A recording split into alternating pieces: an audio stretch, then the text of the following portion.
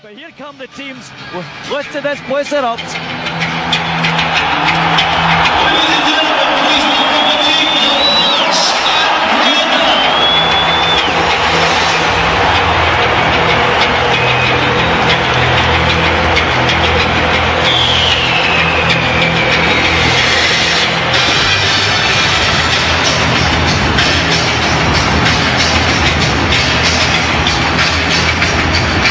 The pyrotechnics erupt across on the far side of the stadium. The music blasts out.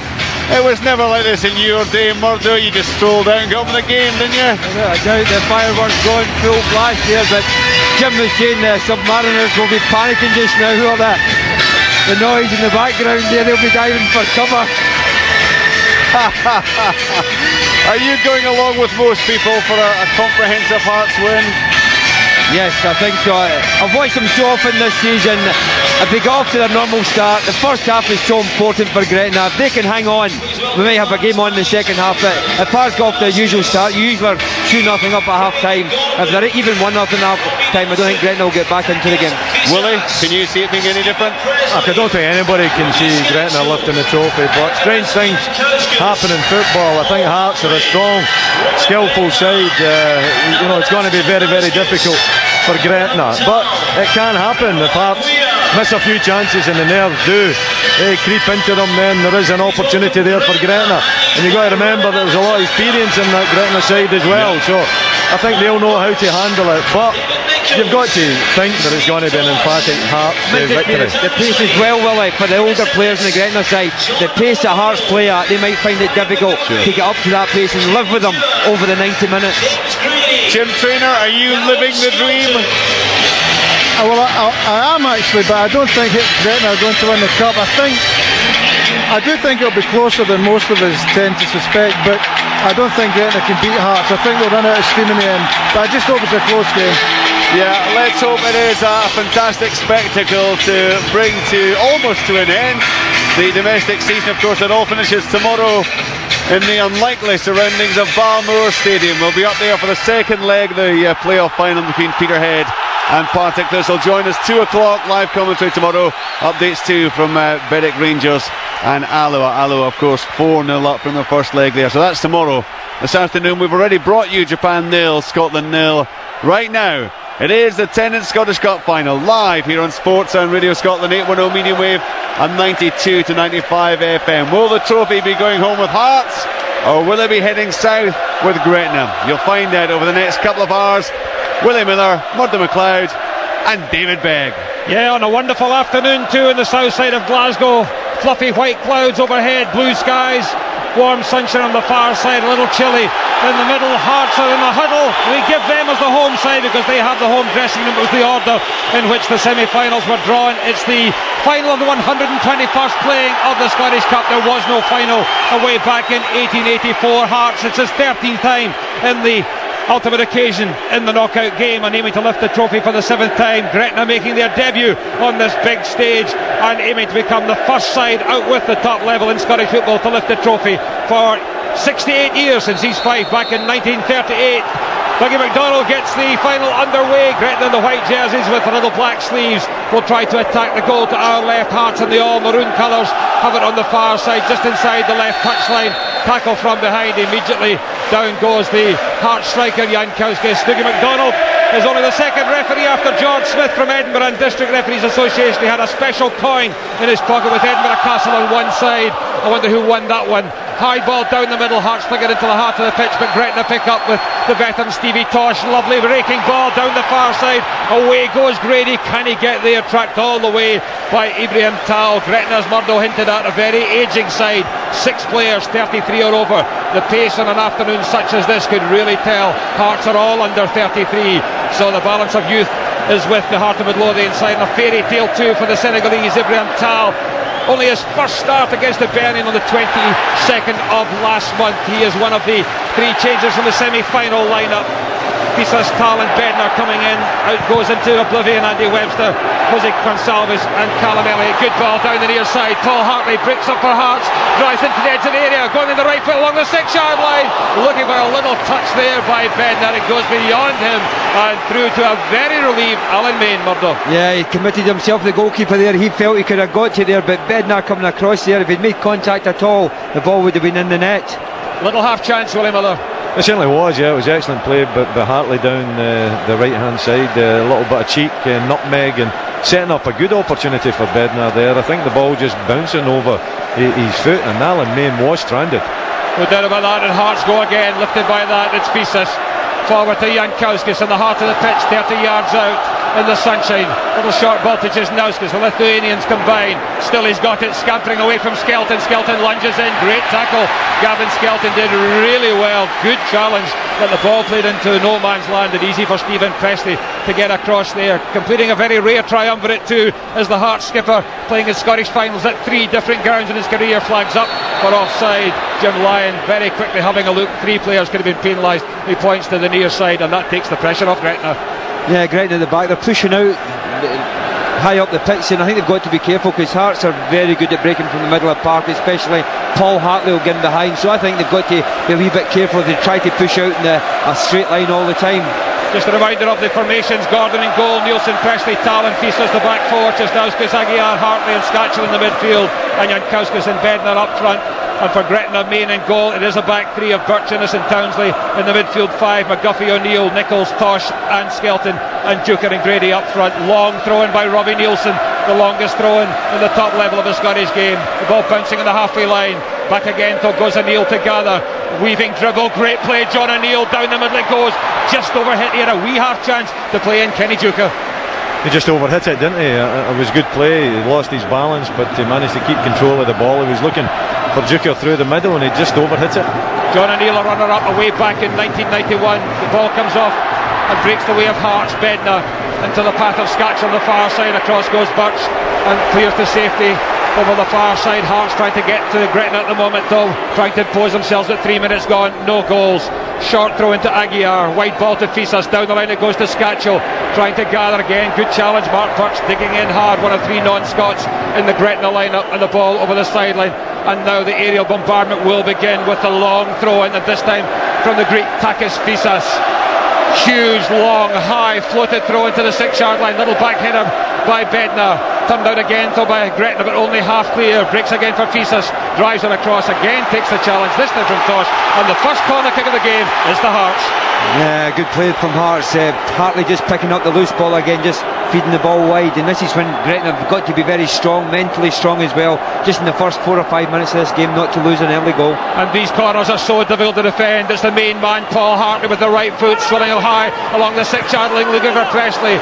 Jumps over the top of the defender, back alongside him as the striker Kenny Duker. It goes behind, no test for Alan Main. And I suppose, Willie, even after 4.5 minutes, Gretna will be happy. They haven't conceded anything so far. Yeah, it's been a difficult start for them. I think really what they've got to do is try to keep possession. They've had the ball on a number of occasions, but maybe a little bit too anxious to get the ball forward and lost possession. I think they want to try and slow down the pace of the game in the early exchanges. Just a bit too hurried in giving it away. John O'Neill certainly had a right to try and find Duker, but they've got it now on the far side. Tosh drives it forward to Duker.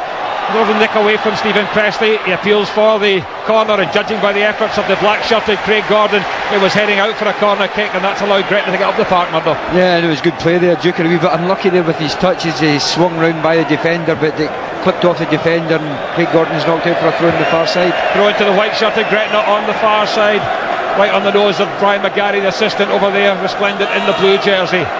Jockey for position, looking for good movement, and finds it in Grady. Couldn't get good control, throw stretches to knock it into the heart of the pitch. Turn wide to the near side, Skelton can't get there, Nielsen knocks it clear, and Hart should be able to build, but Townsley steps in front and forward, finds O'Neill.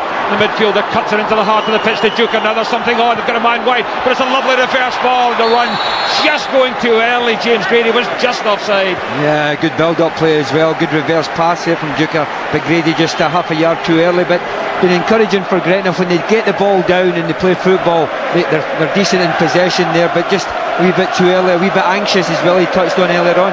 They had the option, Hugh McGuffey on the far side, but tried to reverse it into the path of Grady. Hearts clear long from the free kick. Scatchell drives it forward. Out it goes once more. Little nick though on Rudy Scatchell, but leaning over the top. No advantage accruing. Referee Dougie McDonald just settling down this big occasion for him as well. The 40-year-old traffic management consultant is guiding the traffic and is heading towards the goal to our right. Gretna backpedal 3 in the white wall, right in the heart of the pitch. A bit far, you'd imagine, for Paul Hartley to have a dip. James Grady's orchestrating things too, denying the early free kick, and Dougie McDonald's not happy with that at all. He pushes him away, and now he runs wide, and Hartley's having a look to go with the right foot. Pressure on Gretna. Paul Hartley with the right foot, driving against the 3-man wall, which did the job, and Grady picks up the scraps on the near side. Tumbling back into trouble, and Cisnauskas runs away from him, but then runs into trouble in the shape, first of all, of Rudy Scatchell. The ball over the sideline, a throw into Hearts. It's still 0-0. 6 minutes gone here in the Tennis Scottish Cup final. Forward again to Bednar, back to Nielsen, midway inside the Gretna half, short and square to Aguiar, the Portuguese across the park, and Fisa starts to gather, and you've got space on the left foot, drilling it in low, half clear, only as far as Cisnauskas drives for goal, and cracks it off the post. A great strike there. Alan Main was helpless, and the woodwork was struck, and it came to Gretna's rescue. Lady Luck shines for just a moment. Here they'll go Hearts again. Good ball forward. Cisnauskas once more going round the outside. Good tackle, John O'Neill. Gretna living the dream at the moment still, but that could have turned into the nightmare start. What a hit it was by Cisnauskas. O'Neill's taken late, and Gretna have the free kick. What a hit. Yeah, super technique there at the edge of the box there. He just set up nicely from there. He just pulled it across the goalkeeper. Alan Main was stranded there. He just looked over his shoulder, and luckily for Gretna there, he just hit face on the goal post, and he just went away to safety. You need a little bit of good fortune in cup finals, don't you? I think that was because it was a great effort by Jankowskis. He certainly picked his spot.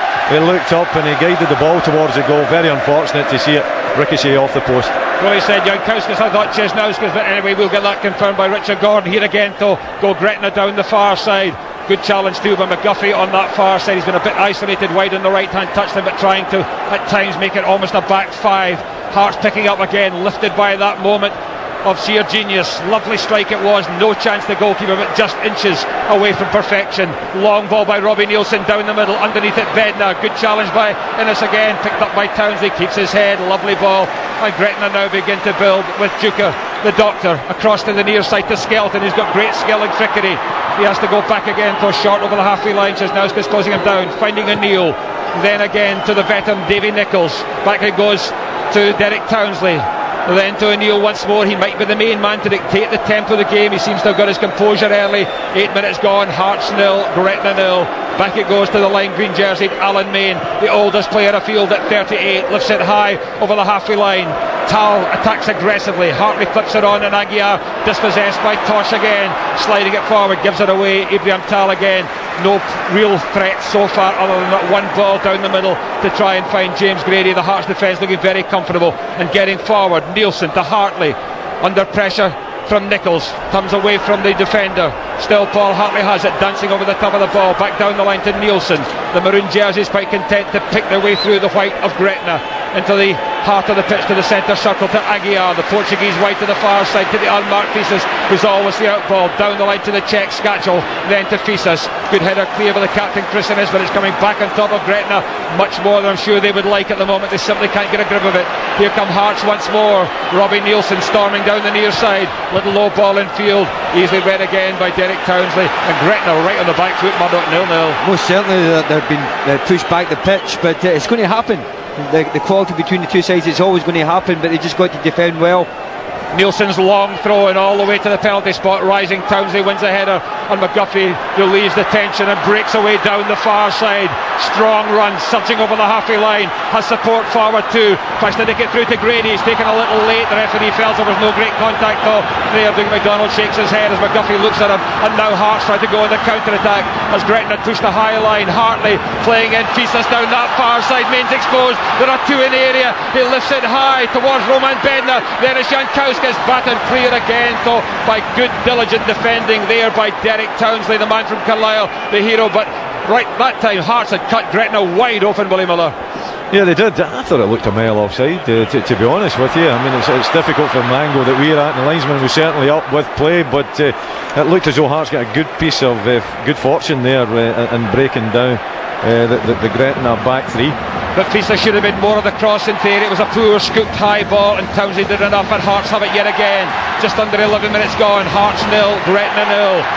Again, Gretna struggling to try and get it wide. They give it away, they get it back though from Robbie Nielsen. John O'Neill threads it forward, and Stephen Pressioner comes out the back. 21 players inside the Gretna half. Shot to Scatchell, 35 yards out, drills it in low, and spilled first time by Alan Main, but recovered right there on the 6-yard line under the pressure of Paul Hartley. Hearts 0, Gretna 0. Yeah, he never caught up with the ball there, Scatchell, but good save for the goalkeeper under a bit of pressure from Paul Hartley, but Hartley went up and had a wee word with his ex-goalkeeper from St Johnstone.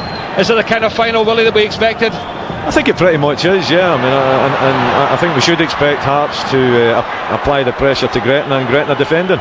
Hearts going again. Hartley finding Jankowski's blasting across, parried straight down the middle, only as far as Bednar. Good block again by Chris Innes, the captain stepping out to make the challenge there. Again, it looked as if Gretna were wide open down the middle, but they closed ranks, and they've got it with Stevie Tosh at the edge of the centre circle. He's got good movement again from Grady, and also too coming down in support was Kenny Duker there, but Duker had to spin round, and eventually they go wide to the far side. They're going a little burst, they're trying to steal something on the counter-attack, but resolute, strong defending at the back, Murdo. They had to be very strong, but there's 1 or 2 wee gaps there, because they're not playing the offside game very well, because 3 are moving out, and they're leaving one of the wing backs in there. It's allowing Hearts. That was another wonderful opportunity. As Willie says, you've got to have luck, but I don't know if you'll keep the luck going for the 90 minutes. Well, Chesnowski's hitting the post in 8 minutes. Fisas then with the opportunity to cross, the better effect than he did, and then that long range shot by Rudy Scatchell taken by Alan Main. Still goalless, high ball by Fisas again. Chesnowski's now unmarked on the far side, but lets it bounce beyond him, goes over the sideline, and not too much happening to trouble the Hearts back four, Willie. No, there's not. I think in the early exchanges, really Gretna have had a wee bit of possession in the midfield, but predominantly they've been asked to defend, but they've done it pretty resolutely. They are chancing their luck a little bit by trying to play offside. There are gaps beginning to appear, and the stand-side linesman certainly isn't doing them any favours. Davy Nichols again trying to thread it through again. Hearts close ranks, given possession, swept across the park to the near side to Nielsen, just inside his own half, able to wander into Gretna territory, still in possession, short and square to Aguiar, looking for movement, always wants to play, a better football there. Brellier, hard challenge there on Paul Hartley, taken down by McGuffey. Free kick just about 15 yards inside the Gretna half. A word from Dougie McDonald. Give him his Dougie, because that's how he answers his mobile phone, and not Doogie. Doogie tends to be the way we say it in the west of Scotland. It seems to be an east of Scotland, west of Scotland thing.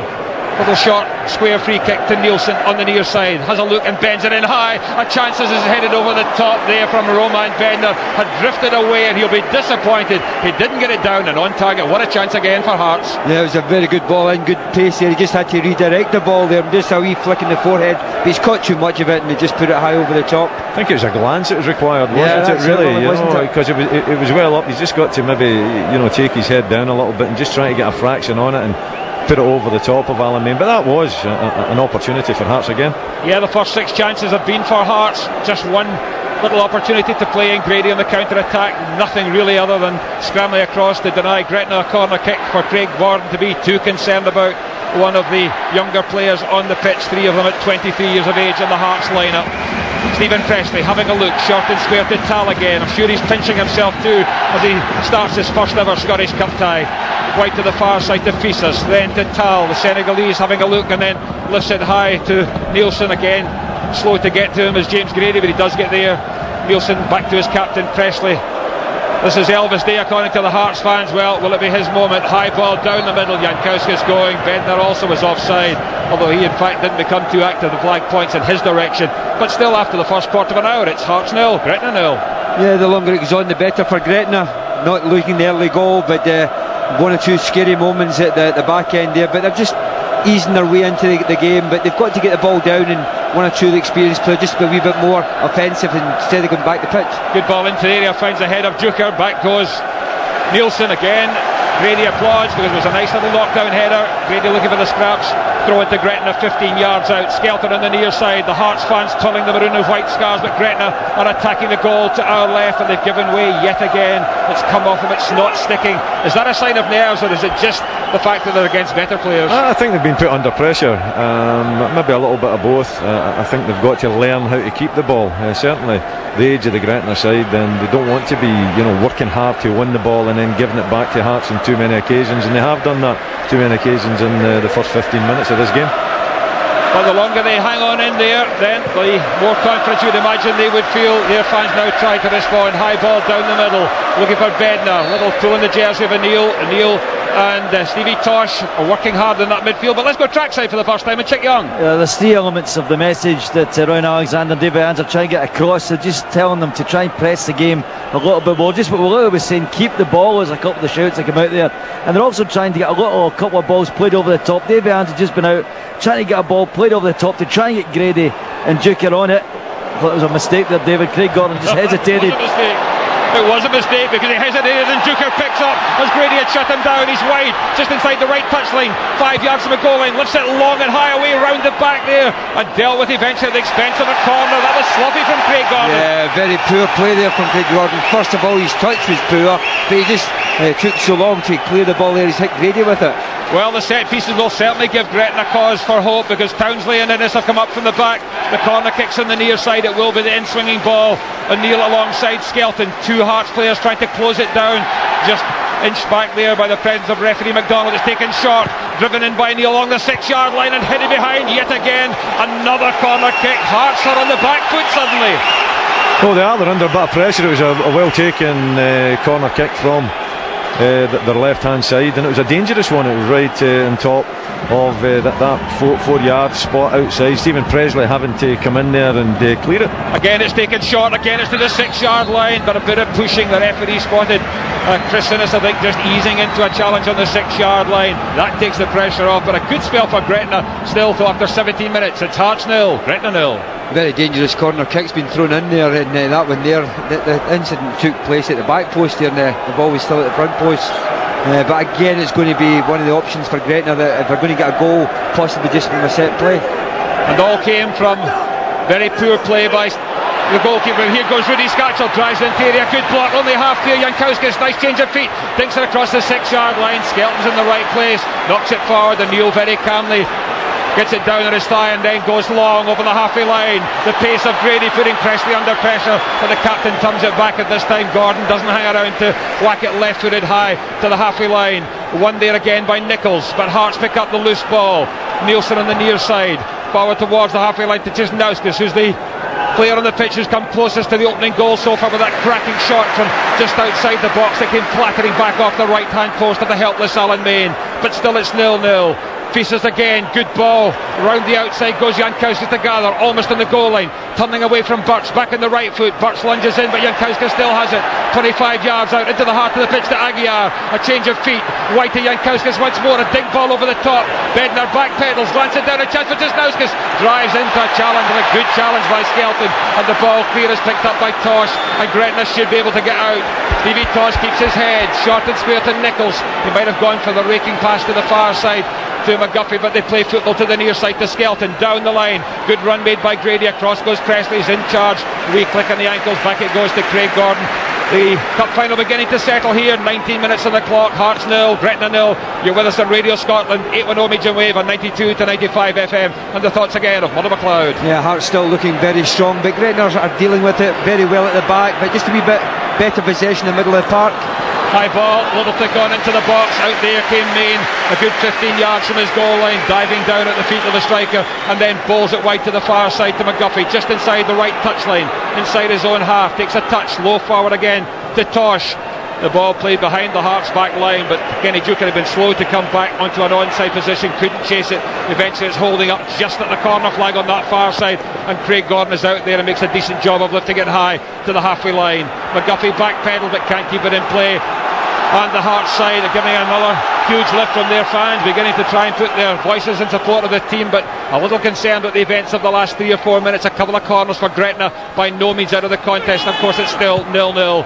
High punted clearance by Townsley to the edge of the centre circle. Strong battle won by Presley. Hartley flicks it first time wide, but only finds Skelton down the middle. Poor pass again. Kenny Duker's not that quick, and he needs to keep possession much better. Willie's spoken about that before. Yeah, it's very typical of Gretna just now. They're getting so many good areas to pass the ball from. They're just giving it away, and that's what they've got to. They've got to try and hit the strikers to feet, because they're trying to use their pace in behind. Duker's not the quickest, but he wants it to feet just to allow players to come and support him. But it's more and more a back five for Gretna. McGuffey on the right and Skelton on the left hand side, and again he's in that right slot, the balding figure, to knock it out for a throw in. And the Hearts fans again sense the power of Robbie Nielsen coming forward to take this long set piece. Hearts 0, Gretna 0, 21 minutes now tick over on the huge electronic scoreboards. It's thrown long by Nielsen all the way to the 6-yard line, knocked down again by Gretna, and Skelton can pick up, lifts it high forward, killed in the chest of Duker, but comes off him and snapped up. First touch is poor, then Hearts will punish you, and they've got it with Paul Hartley, the talismanic figure of the semi-final. Mauling of Hibernian, wide again to Fisas, just inching his way forward. Aguiar joining in, 20 yards out at the angle of the box on the far side, turning in field on the right foot, goes for goal, takes a deflection and shoots high over the top. That had stranded Alan Main. Instead, Hearts have their second corner. Yeah, it's just taking a little deflection there off one of the Gretna players for the corner kick. It's heavy pressure, isn't it? You know, there are gaps there, there's opportunities for Hearts. They're seeing some fair daylight between themselves and the goal, and you just wonder if it is just a matter of time. And certainly Gretna have got to keep the ball better when they get possession. It's Paul Hartley, heroes welcome the far side with a corner, right footed, swinging high to the back post. They're piling in there, but the referee decides enough contact there, and the Gretna defenders to blow the whistle. Kenny Duker tumbling down alongside Davy Nichols, was over the head of Alan Main. But the first quarter is almost over, and it's Hearts 0, Gretna 0. Sure, Gretna will be delighted now getting this far, because they've been under pressure. They've lost 1 or 2 good opportunities. They've allowed Hearts to get in behind them. They've hit the post, Hearts, but they're still hanging on. And I think what looking at the manager around Alexander down there just now, he'll be telling the players, middle of the park, keep possession, hit strikers to feet, and allow the team just to gradually ease up the park. Well, silly challenge there by Tal, just pushing into the back of the Gretna striker right down the middle, giving him a free kick that allows Townsley to get forward yet again. Gretna do keep a couple of players back on the halfway line. Warning from the semi-final of the lethal Hearts counter-attack as an option. Free kick goes to Gretna, 45 yards out, to be taken by O'Neill. Little figure in the midfield with the number 7 on his white jersey, lifts it right footed to the 6-yard line. Gordon soars and fumbles and didn't make contact, and it's a corner kick, and Craig Gordon is hurting right now because that's a couple of errors he's made, and it's a third corner for Gretna. Yeah, he seemed to come a wee bit late because it was the goalkeeper's height there. He's went in to 3 Hearts defenders. Kenny Duker was in there, and he's battered into his own defenders, and I think he's injured one of them. Yeah, he hasn't come out quick enough in my book. I think he's left it a little bit late, and he's come out and he's trying to pick the ball out of there. You know, he hasn't taken it at the highest point, and he's made a right mess of it. And you know, that was an opportunity. That ball could have easily ended up in the back of the net.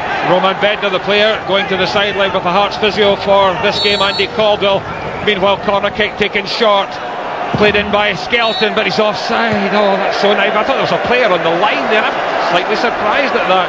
He must have been, well, level with him at the very worst there, because he's pointing to the inside of the park. He couldn't have been offside with a player on the goal line and the goalkeeper on the goal line. That's very strange. And I'm just looking to see where he's asking Craig Gordon to take it from.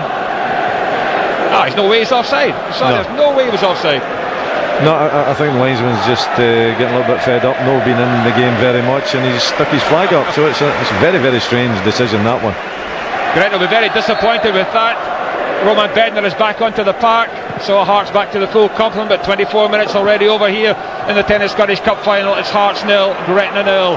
Hearts a bit uncertain from the goalkeeper at Sten so far. They can't really criticise the rest of the outfield players because they've not had any serious pressure on them in the back line, and the midfield's been running the show, and here they go. Good header forward, Paul Hartley driving into the area, but the second touch was really poor, and typically poor from Hearts Player of the Year, and takes it into the arms of goalkeeper Alan Main, and that was the best chance of the match so far. Yeah, every Hearts fan in the ground was delighted to see it was Paul Hartley driving through there. 9 out of 10 he'll put in the net, but what a terrible touch. I think it bounced up, hit his shin there, hit his toe, and then just went through to the goalkeeper. Another little bit of a lady luck smiling on Gretna. Now they've got a free kick again as Grady is taken down by Ibrahim Tal. The game flowing from end to end. Well, what a chance, Willie. It was, and it was alarming defensive play as well by Gretna. You know, square back three. Innes really has got to give himself a little bit of depth there and try to read the late play from midfield. West Ham lead by a goal to nil, an old goal from Jamie Carragher. So 1-0 for the underdogs there, 0-0 here. Free kick to the underdogs of Gretna. 25 yards out, wide on the far side, to be taken by Gavin Skelton. 2 in the Hearts wall out there to try and avoid a direct shot on goal. It is Skelton going for goal. It's a rising shot and turned over the top by Craig Gordon. I don't think it was coming out, but he didn't know that, and he made sure. And Gretna have their 4th corner kick. Yeah, the goalkeeper most certainly had to get there, possibly going over the top though, but he had to go top right hand corner to tip it over the... he's been under pressure. He's not dealt with anything very well this afternoon, but that'll give him a wee bit more confidence. Well, it was a good shot by Gavin Skelton from the free kick, and the goalkeeper did well. Corner kick on the near side, taken right-footed by O'Neill along the 6-yard line. Gordon fists it half clear. Nichols is under pressure and doesn't get there. Scatcher for Hearts, a 2-man burst out. Still they're going straight down the middle. He's got it. He's got support, but he's going on his own. Back goes Skelton. Did well. Rudy Scatchell, wrong option. Should have played it wide to Cisnauskas or driven straight forward there. He appeared to palm the ball down on the way out of the box, but the referee allowed it to go. And what a chance again for Hearts, but now it's Gretna trying to go on the counter-attack, but they lift it away to the far side. Juker blundering into Fisas, knocks over the Greek, and it's a free kick to Hearts. I was very surprised. I thought it was handball there when David Nichols stumbled there, but Scatchell driving through there, just taking too long, but it was a great tackle from Gavin Skelton. Wrong choice, Willie, to go on his own instead of playing it wide to Cisnauskas. Willie? Yeah, I think that was an opportunity. I mean, but you've got to make your mind up, haven't you, when you go in there? You've got options. You know, do you play it wide, or you go for glory yourself? And he's maybe just taken and made the wrong choice. Well, Hearts have passed up 7 opportunities so far. 2 or 3 of these have been in the really good quality. There's been one fine strike by Cisnauskas that came back off the woodwork, but Gretna by no means out of it. Terrific save by goalkeeper Gordon to keep out the free kick by Gavin Skelton as Gretna look for first blood in this contest. You're with us here on Radio Scotland from the BBC. Alongside me is Murdo McLeod and Willie Miller. Ball forward again, trying to link with James Grady. Stephen Presley back to goalkeeper Gordon. It's just signs of Hearts players becoming nervous. One or two look as though they're giving the ball a wee bit, but they've not got the same pressure that they had in the first 10-15 minutes. But Gretna, to their credit, just battling back, and they're beginning to keep the ball a wee bit better. Little dink over the top by John O'Neill. Yeah, on cue, Murdo. On cue, he just gave the ball away there, but putting Hearts defenders under a wee bit more pressure. The curse of the commentator strikes. High ball down the middle. Can Hearts strike? Paul Hartley with a great chance. 2-0 for West Ham. Dean Ashton has scored, so Liverpool have it all to do. That is quite remarkable. West Ham lead by 2 goals to nil, looking for their 4th win in the FA Cup, and their first since 1980. So 1 own goal, followed quickly one by Dean Ashton. So the Hammers in front against Liverpool. Ball on the far side in possession of Gretna's Grady, keeping it nicely to feet.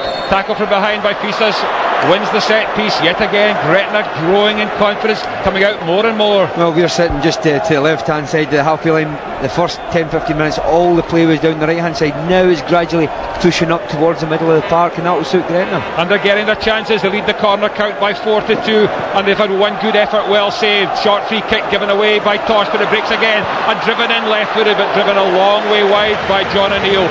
Going for goal, applauded by his teammates. It's another strike, it's not on target, and it's Hearts 0, Gretna 0. I think it's worth the effort though. You know the gap did open up, and O'Neill came in on his left foot. It's worth a strike from that distance. Very difficult to beat Gordon from that distance, of course, but I thought the option was on for him to take the strike, and yeah, Gretna are coming more into it, and I think really that they're keeping possession a little bit better, and I would like to see them slowing it down and maybe forget about the ball over the top, because they haven't got much out of the ball over the top. They seem to be better when they want to play the build-up game. Well, Hearts haven't overpowered them in the opening half hour of the game, and that'll be so important for Rowan Alexander, Davy Irons and the team who are out there. They've withstood all the opportunities that have come the way of the men from Edinburgh, none of those taken, and Gretna emerging from their shell, making this a very tentative contest for Hearts to win right now. Little ball to the halfway line. Skelton hooks it over his shoulder. Thundering in goes Presley to win the header. Jankowskis too alongside Nichols, but it's Gretna once more. Slid lovely pass down the middle by Birch, played back by O'Neill. Long ball forward to find Juker, stumbling to take control, runs into Fisas. Hard challenge McGuffey with Fisas again, and Fisas did well to find Scatchell. Now it's Hearts, a chance to go quickly in the counter-attack. He runs into 2 tackles though, and he gives way. O'Neill once more, ball into the channel. Duker again is not that kind of striker, wants the ball to feet to try and lay it off again, but he can't run forward at any great tempo. But Gretna again, give it away from the back. It goes from Birch, picked up by Aguiar, good tracking back by Tosh, but the ball falls for Jankowskis on the halfway line. Under pressure from 2 Gretna players. Whistle eventually goes. Referee McDonald deciding no advantage accruing to Hearts, and we're now over the half-hour mark, and it's Hearts 0, Gretna 0, Mother McLeod. Yeah, Hearts still pushing forward, but it just feels as though they maybe need a wee bit of luck because it's not falling for them just now. Again, the ball over the top to Scatcher there, and he's just giving away a free kick, but they've most certainly taken the pressure off Gretna at the back there, because Gretna, for me, in the first 10-15 minutes were a wee bit unsure how they were going to organise their back 3 or back 5, but now they're settling into the game. Yeah, and it's nice for them to get a little bit of breathing space, isn't it? Because if you're constantly under pressure, you know, it's very difficult to keep that up for the full 90 minutes. You need to get yourself out, you need to get your back 3, back 5, whatever it may be, pushed up the park, and for the last 5 or 10 minutes Gretna's managed that. And there's no doubt they've silenced 3/4 of the crowd. The Hearts 36,000 plus are a bit quiet at the moment, as in goes Skelton, but good play. Cisnowskis, quick feet, and away it goes across the park, trailing the ball with him. Still he's going all the way to the D, finding Hartley 25 yards out on the right foot. Good block again made by Nichols. The ball shoots towards the halfway line, but suddenly Gretna and White are on the back foot. The Maroon of Hearts flooding forward. Fisas 25 yards out. White to the touch, and again still they build.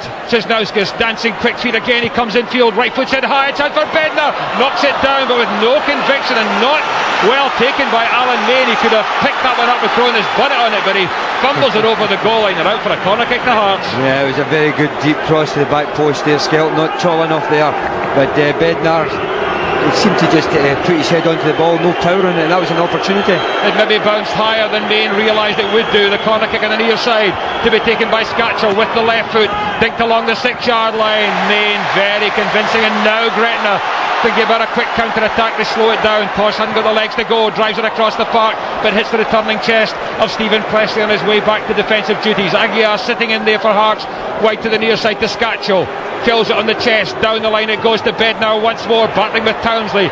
He's strong enough to hold him off, plays it forward looking for Scatchell. Good defensive play again though by Gretna, emerging with Stevie Tosh, and a raking ball over the top, trying to turn back Tal, but it's not long enough, and again no great threat from the pace of Kenny Duker. Back it goes to Gordon, doesn't take a second touch this time, lifts it into the edge of the centre circle. Aguiar, White to the far side to Cisnowskis, across the centre spot he goes, still in possession, good slid tackle, a wild lunge there by Chris Innes. The ball was there to be won, he made no contact with it though. 2-1 now in the FA Cup final. Gabriel Cisse has scored, so it's Liverpool 1, West Ham 2. Here it's Hearts 0, Gretna 0 with 13 minutes just under that to half time.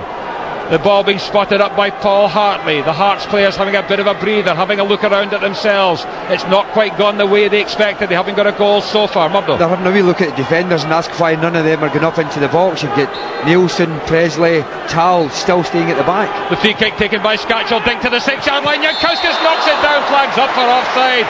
In any event, there was a tug on the jersey also spotted by referee McDonald. A scary moment for Gretna, but still it remains goalless. A difficult one to defend though as well. It's played into a key area there, curling, and it's pretty flat as well, but the flag was up very early. Alan Main certainly was struggling with the flight of that one.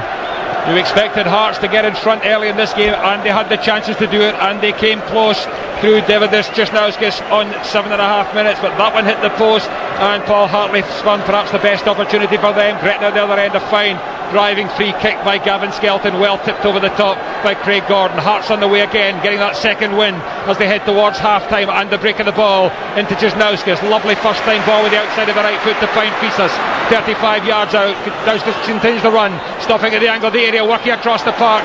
Good little lunge there, great play by Gretna, working so hard. Burke steps out from the back. It was really good play again by John O'Neill to make the challenge there on Cisnowskis. And Gretna still in control of the ball with O'Neill. Back again it goes to Burks, closing on him, the maroon jersey, but he keeps his head. Lovely pass to the halfway line to McGuffey, able to turn and lift it wide to the near side, and a chance for Skelton to burn into the area and set himself and go for goal, but he had to go across goalkeeper Gordon. He went for the near post, it was bobbling all the way. It's still 0-0. Trackside, Chick Young. Well, there's serious unrest, I have to say, in the Hearts dugout. Real concern in the face of Valdas Ivanauskas. He's had a go at a couple of players. I'd love to tell you what he's saying, David, but it's a tongue form to me, but Cisnauskas has been getting it in this far side. He came right out to the edge of the dugout. He's usually pretty passionless in the impassionate in the technical area, but he's been down having to go at his players, and there is real concern about the way Hearts are performing now. He was settled early on, but a bit of worry from them. Well, they're certainly not performing. It's Gretna again going in possession. Nice build up, long ball into the area, bouncing on the 6-yard line, and Stephen Presley again has to get across there. He was under pressure yet again from Stevie Tosh, and Gretna have their 5th corner kick. Yeah, and Tosh made a good run from midfield, timed it well, right up there on top of Stephen Presley. Stephen Presley had to read the situation, didn't want to take any chances, just headed it out for the corner. And Willie, what about the chance for Gavin Skelton? Yeah, it was a very decent build-up for Gretna. Skelton just didn't steady himself, did he? It was never really on to strike the ball. I think he's in the Jaguar, Willie, because he went for it from there. Here goes Skelton with the corner, a swinging ball towards the near post, headed into the air by Fisas, falls from McGuffey, a looping header goes just over the top of the crossbar. Craig Gordon still not happy with his back line. Hearts haven't looked the finished article at the back, the most miserly defence in the SPL, and yet they're creaking at the moment. Yeah, they're losing 1 or 2 chances. It's unusual for them. They're looking a wee bit nervy. Even the build up to the corner kick, they look a wee bit nervy at the back there, but Gretna are just pushing them a wee bit further back and asking 1 or 2 questions. They'll be saying to themselves, what on earth is going on here? 36 minutes gone, still at 0-0, and again it's Gretna down the near side. Juker does well, backs into Nielsen, then does really poorly. The ball back down the line is over the touchline, and a throw into Hearts midway inside their own half. They had the early part of the game, no question about that. They dominated the opening 15 minutes, but couldn't score, and now they're going again. Jankowskis, fleet of foot, but Burts gets across him almost on the goal line, denies the corner kick. Derek Townsley trying to keep it in play, couldn't manage to do that. I wasn't sure it was all over the line, but anyway, the assistant had a good view. Jim Lyon on the near side, and Hearts have a throw in that's as good as the corner. It's Nielsen once more, backpedaling to the Blaze track, comes forward the 7 yards and throws it long to the 6-yard line. Well defended again by the men in white. Oh, Tosh is sloppy though, and back it goes to Hartley, drives it in low, headed out by Chris Innes, only as far as Hartley once more. A power play on now from Hearts, round the outside goes Fisas, a little dink, and goes to get the second ball himself, and plays it first time across, high into there again from Burts, a volley over his shoulder to there by Rudy Scatchell, couldn't get it on target, and still it's Hearts 0, Gretna 0. Yeah, good build-up play, good play by Fisas there, just to flick the ball by the defender there. Scatchell going for the wonder goal, the overhead volley there, but again it's suiting Gretna. Well, I expected to see Hearts overloading more in the wide areas. Yeah, you would expect that. I think there is definitely nerve settling in there, because they have had chances. You know, they've had maybe 7-8 half chances, you know, within that, 2 or 3 really good chances coming off the woodwork. And there's no doubt when you're out there in the cup final and everything's expected of you and it's not going your way, then nerves can play a big part of it. Gretna just switching off for a moment, another long throw in coming from just over the halfway line, almost allowing Roman Bednar an unchallenged run into the area, but Gretna do enough, but now they'll have to defend another set piece again. It's Nielsen the throw in, 6 yards out flat and with great pace to Jankowskis' head, round the back goes Scatchell and scores! The number 8 jersey is off in celebration. Rudy Scatchell ends his barren spell of no goals in his last 14 games to score his 17th of the season and send Hearts on their way to Scottish Cup triumph. Just before half time, it's Hearts 1, Gretna 0. Yeah, it was all about the long throw there from Robbie Nielsen there. The ball was thrown away to the back post, and it was flicked on there by Jankowskis, maybe even one of the defenders. But what a super technical finish there from Scatchell. Ball bouncing, he's got his foot over the ball and juggled the ball to the far corner. Yeah, he's taken it really well, hasn't he? He showed a lot of composure, a lot of technique. It wasn't an easy one for him. It did come off the surface pretty quickly, but he gets his foot over it, he drives the ball into the ground towards the far post. And they get the breakthrough, you know, they get the breakthrough that perhaps you were thinking wasn't going to come. Well, it happens so often that you felt as though after a very good start they went a wee bit quiet, but again they've just went up their park and from nowhere they're 1-0 in front now, Hearts. It's going to be difficult for Gretna now to pull himself back into the game. Well, that was a Rudy Scatchell that dominated the first 8 games of the season, and now he's scored, and Hearts are given a massive lift by that, and that'll be a shocker for Gretna. Simple, Robbie Nielsen throwing, terrific pace, flicked on, very difficult, as Murdo and Willie said, to get the technique round the ball. He batted it down with that left foot, and it came up off the turf and flashed past the left hand of the despairing Alan Main. No chance at all for the Gretna number 1. Scatchell was also booked, of course, inevitably for celebrating the goal by taking the jersey off, but he won't have a care in the world after his 10th yellow card of the season and his first in the Scottish Cup, but he'll have to be just that little bit careful. The favourites then lead by 1-0. Second Division champions Gretna now do have it all to do, and the important thing is to hang on in the next 5 minutes and survive no further damage. Forward again it goes, across goes Toch. Scatchell's there, he plays it again. Scatchell, out it goes for a goal kick to Gretna, and the goal coming just when a spell when you were thinking that suddenly Hearts weren't really going to find the target this afternoon. I'm sure the Gretna players felt they've maybe weathered the storm. Hearts weren't creating too much, but again it's always been a problem to them. Robbie Nielsen, when he pushes forward, his throw-ins have caused them more problems than anything, but it was a very good finish to pull himself and get himself in front of Hearts. I'm sure now that will settle the players back down. Just from the angle of the 6-yard box, and now Hearts know they don't have to overcommit and just be patient and play their way through, and you would imagine they would take their better abilities to the table right now. They had that nervous spell for 10 or 15 minutes or so it was. Really good efforts from Gavin Skelton on the free kick, and he had another bubbling half chance, as Willie said. He didn't set himself, but now you can hear the Hearts fans all around the ground beginning their celebration and hoping for the glory day in Edinburgh tomorrow as they parade the cup. The free kick taken though now by Gretna to put pressure on Hearts high into the area. Won by Duker, almost falling for Tosh. It's headed half clear down the middle. Good tracking back Scatchell. He did well in that moment too to get it half clear, and Paul Hartley though just easing into John O'Neill is disappointed with referee McDonald's verdict. He's still not calmed down, and Gretna have a free kick 45 yards out. Mr. McDonald rushes across, Hartley goes away because the free kick already taken. Cut back to O'Neill, digs it high, floating to the 6-yard line. Duker wins the header, challenged by Stephen Presty, thought couldn't get enough power on it, and it falls simply into the grasp of Craig Gordon, who goes to the 18-yard line, and volley's clear on the left foot away down the far side. Looking for Roman Bednar, glancing header too by O'Neill, backpedaling there. Hearts leading by 1-0. You're with us here on Radio Scotland 810 medium wave and 92 to 95 FM, and there's 3 minutes to half time, and the thoughts again of Willie Miller. I think Gretna's just got to settle it a little bit, haven't they? You know, they've done particularly well, they've rode their luck a little bit too, but they were certainly getting Hearts nervous. That breakthrough goal, the last thing they want before half time is a second goal that undoubtedly would kill the game. Well, there was no great contact on the throw-in as Jankowski's jumped with this marker. It shot beyond them to the angle of the 6-yard box, and Scatchell cracked it first time, and what a finish it was. Where has that finishing been? Not a goal in over 3 months for the 26-year-old Czech, who had the armband, of course, over at Ibrox last weekend. One of only 2 players to survive from that defeat, but they lead by 1-0 now, and you do imagine they should be in control of the game and the tempo. But the first goal you felt had to be for Gretna if Gretna was to stay in the tie. High ball over the top again, Bednar offside, looking along the line. He doesn't agree with the assistant, Murdo. Yeah, well offside there, but again I think Hearts, even at 1-0, they'll need the second goal just to settle everything down, but because at 1-0 the last 10-15 minutes the nerves could creep in from nowhere. You could be playing well, nerves can creep into your playing all of a sudden, then it allow Gretna to get back into the match, and most certainly Gretna will create a chance between now and the end of the season, end of the match. And the end of the season is quite appropriate as well, because it will be the end of the season for these players, and Gretna do have that little half chance, a little nick there too by Aguiar. Over goes John O'Neill. Felt the boot was high, but this now is in very useful territory. If it was Hartley, you would fancy him from this kind of distance. 25 yards out. Yeah, I'm sure. I think John O'Neill will fancy himself as well, and even Grady is always never far away from wanting it, but John O'Neill's a good striker of the ball. John O'Neill is screening the ball at the moment though. They've got Davy Nichols behind it and Mark Birch, who's only scored the 1 goal this season, but he has a powerful right foot strike in him. 2 over the ball, screening it. Hearts pushing 5 on a joined up wall there, just 1 goes off that. They've got a player in the middle to deal with, and Kenny Duker. Paul Hartley's off the wall on that side.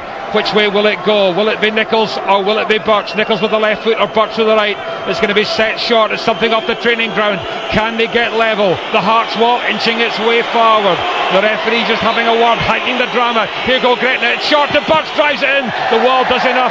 Hartley trying to pick up on the counter-attack, and now Hearts do go. Away it goes to that far side, but floated into the air. Paul Hartley couldn't quite get there to continue the run down the far side. He applauds the fans. We're deep into the final minute of the first half. A little bit of added time, but not a great deal of that. A couple of players have required attention, and still Hearts lead by that 38th minute goal from Rudy Scatchell.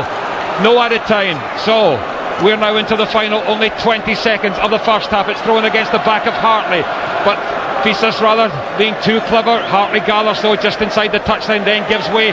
One last chance for Gretna to get back level. The ball thrown forward, little nick by the head of Grady, wide towards Duker. Again can't put pressure on, and it looks as if at half time it will be Hearts 1, Gretna 0. William Miller. Indeed it is. There goes that half-time whistle. Well, the Hearts fans roar their relief in the background. It looked as if it was to be party time for them when there was a chance for Roman Bednar after good play by Hartley in 90 seconds. Then a terrific drive, which is Nauskas in the 8th minute, came clattering off the right-hand post. Feasters, Scatchell, Bednar and Aguiar all had their opportunities in the first quarter of the game. Gretna relieved the pressure though and won a couple of corners in the 17th minute. Then Paul Hartley with a very poor second touch spurned a great opportunity. Gavin Skelton in 26 minutes forced the very best out of Craig Gordon. Scatchell then was clean through and should have made more of his chances. Opportunities again for Bednar and for Scatchell. Another two for Gretna from O'Neill and Skelton. It was even at that moment, and suddenly we had the goal of the first half. It came from a long throw in by Robbie Nielsen. It went flying over the jumping figure of Jankauskas and fell perfectly onto the left foot of Rudy Scatchell. Scatchell buried it, and at half time it's Hearts 1, Gretna 0. Call 0500 92 95 00, text 80295 or email yourcall@bbc.co.uk. Your Call with Jim Traynor. Yeah, give Jim a buzz later. He'll be picking things up alongside Nurse Annie as soon as the events of Hampden have begun to die down and the trophy has been presented, and we've got the reaction from the winning team and indeed the losing team. Right now it is Hearts who have the narrow advantage thanks to Rudy Scatchell's 17th goal of the season, but for long chunks of that first half you did wonder whether we might be on the verge of something very interesting happening. They have though got themselves in front of Hearts. I mean, there's no question, Jim, that in terms of balance of play and chances created, then Hearts deserve to be in the league, yeah? I think they do, but I mean, the goal came at a time when you thought that maybe Gretna were going to get to half-time, still no goals in the game, and therefore still in this final. They're not out of the final yet, but they really have to create more for Kenny Duker. I mean, there were many times in the first half there when Kenny Duker was back helping his own defence, then having to, well, I was going to say gallop, but he doesn't gallop Kenny Duker, he just sort of trudges or lumbers back into position. You can't play Kenny Duker unless, despite all the goals he's got, unless you're going to deliver balls into the box for him, and they're not doing that, you know. So I don't think Gretna can complain too much, and they know what Nielsen will do with a throw in, and they got the other throw in. It comes in, flick on. I think Scatchell came in behind McGuffey, who didn't really, he'd lost. Scatchell actually came in, but he took the ball well. It was a good finish. It actually came off the head of Innes. It just deflected slightly, and you wonder if that may have put the Gretna man off the back post. I thought that Innes actually was concentrating too much and trying to put Jankauskas off, because he had his arm up and across him, and the ball has come off. I think probably both of them, but certainly Innes last. But I don't think Gretna can complain too much. They need to do more though. They've got to create balls. They've got to give Duker a chance to do what he does best, and that's score goals. But you always suspected that their best chance, their only chance really of scoring a goal, would be a set piece. And they've had some corners, they've had a free kick, but they need to get more of those. Don't you just love the half-time entertainment? Do you know, here I can't at Hampden? stand Maskets. Anyway, you can talk about that later. One man who'd love to be out there is Neil McCann, the Hearts star. He can join us now. Neil, what have you made of the opening 45 minutes? To be honest, it's been pretty even. I think we looked really good at the start, first 10 minutes, but to be fair, the goal never materialised, and I think, to be fair to Gretna, they played a lot of decent football. I'm just glad we've got the breakthrough. It makes half-time a little bit easier. Well, it's just such a crucial time, isn't it, from your point of view? Yes, definitely. Well, I think probably Gretna, to be honest, would have probably just held their line and hoped we didn't concede going into half-time, which would have hoped that then Hearts would have felt a wee bit nervous and they could have maybe got the breakthrough themselves. But as I said, it's just really important to get the first goal, and hopefully we can create a lot of chance in the second half, because to be honest, there haven't been a lot in the first half. No, they haven't. You know exactly what it's like, though, of course, to win a trophy for this club. Great memories of 1998, not only on the day, Neil, but that Sunday as well. The bus journey through to Tynecastle, all the celebrations there. Well, that's something that I'll never ever forget. I was telling the stories the other day there to a couple of lads, and you know, it still gives the old goosebumps. But to be honest, I think today it'll be really nice. Hopefully we can do it. Hopefully we can hang on. But a lot of boys out there like Paul Hartley and players like that. It's never experienced it, and hopefully they'll get the same feeling as I did in '98, and indeed after that with Rangers. Yeah, and just finally, Neil, we're looking forward to seeing you back fully fit at the start of next season. Yes, definitely. I start back in July, full training, all guns blazing, and I've got a lot of time to make up for, so I'm really focused, and I can't wait to get a Hearts jersey back on. Well, we look forward to seeing both in the Hearts jersey and, of course, the Scotland jersey too. All the best, Neil. Definitely. Thanks very much. Cheers. Neil McCann heading off for some half-time refreshment now, and hoping his team can hang on and, well, indeed, build on that single goal advantage they've been given by Rudy Scatchell. Would you believe it? Waited all that time for a goal, and finally he chose this afternoon to get his 17th of the season. You do wonder, Jim, whether that might be his last goal in a Hearts shirt. Of course, they do have him now on a 2-year deal, and they would have to get money for him, but he's kind of made it clear that he sees his future elsewhere. I think he does. I mean, I think it's clear. I'm sure the Romanovs as well realise that although they've exercised that option so they can keep him, but they know he doesn't want to be here. So I think they've exercised it so they can maximise the profit on Rudy Scatchell. That's the only reason I think they did that. It's clear that he's going to go, but first they've got to get the offers for him, and they've got to get the right offer. They don't have to sell him, but I'm sure they will if the money's right. But it may not be his last goal, Richard, because there's another 45 minutes to go, of course, so he could score again before he leaves Hearts. I know I'm being pedantic, but that's normally you who does these things. I'm only getting one back the final day of the season. Anyway, they will get money. Scatchell will not score again this afternoon. I guarantee you that. Put money on me, check. I'll put it on with you. No, I don't bet. If Hearts score another goal, it'll be Paul Hartley. Okay, then you're saying that Scatchell's not going to score in the second half. Yeah. All right, how much? 25 quid. All right, okay. For charity. What is your charity? Okay then. All right, it's a deal. Okay. So I get every other player in the field, and no, you get Scatchell. No, I'm not saying. If Paul Hartley scores, look, it's not the next goal. You're just saying Scatchell won't score another goal. And I'm quite happy to give £25 to charity. Good. Yes.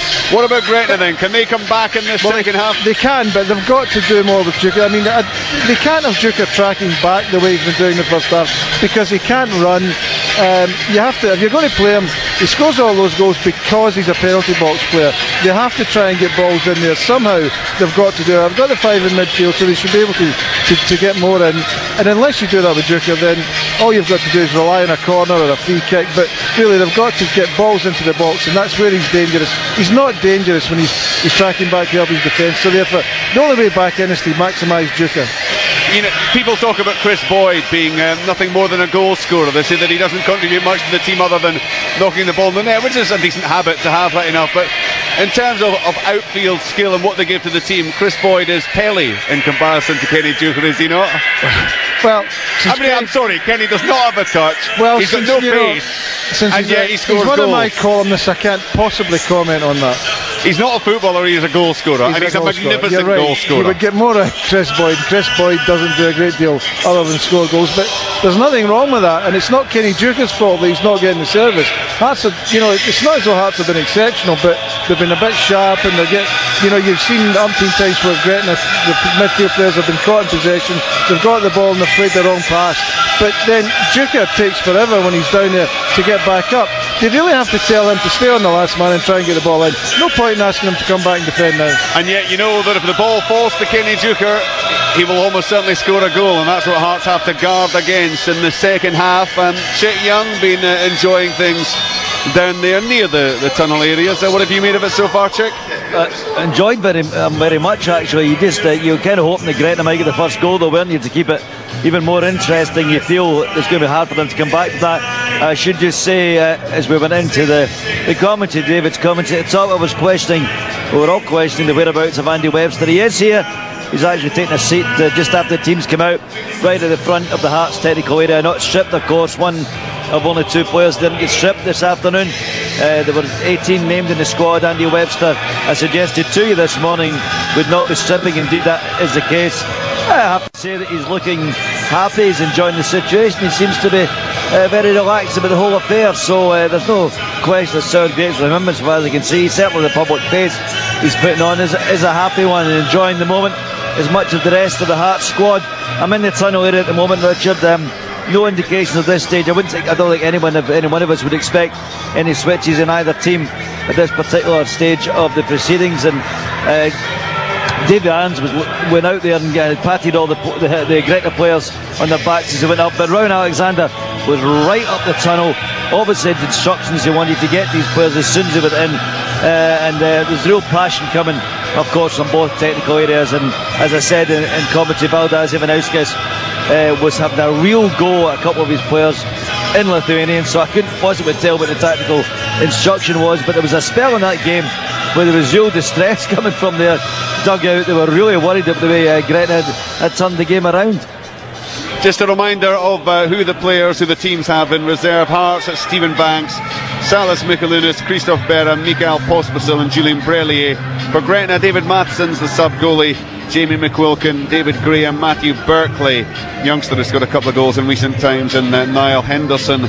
And we're not expecting, as Jim Chick said, not expecting changes at half time. The players will be re-emerging in a few minutes time. The most money I think would be on Hearts to go on and building it, but there was just a little period there where they were beginning to wobble a wee bit. Gretna didn't put them under an awful lot of pressure, but Craig Gordon made a couple of dodgy decisions, and it just shows that as long as it's 1-0 in this cup final, Gretna's still in with a chance, Jim. Yeah, it was very surprising to see Gordon. I think there was two in quick succession where he tried to take the ball once there was two, and then he came for the cross ball and he dropped it really, and I think that obviously causes some concern among his defenders. But I mean, he is a decent goalkeeper. But I think, am I right in thinking I read a statistic somewhere about Gretna, and the reason he can't write them off yet is because I think of all the teams in British football, senior football, they score more goals per game, or have scored more goals per game this season than anybody else, something like 2.69 a game, which is quite incredible when you think about it. And, you know, and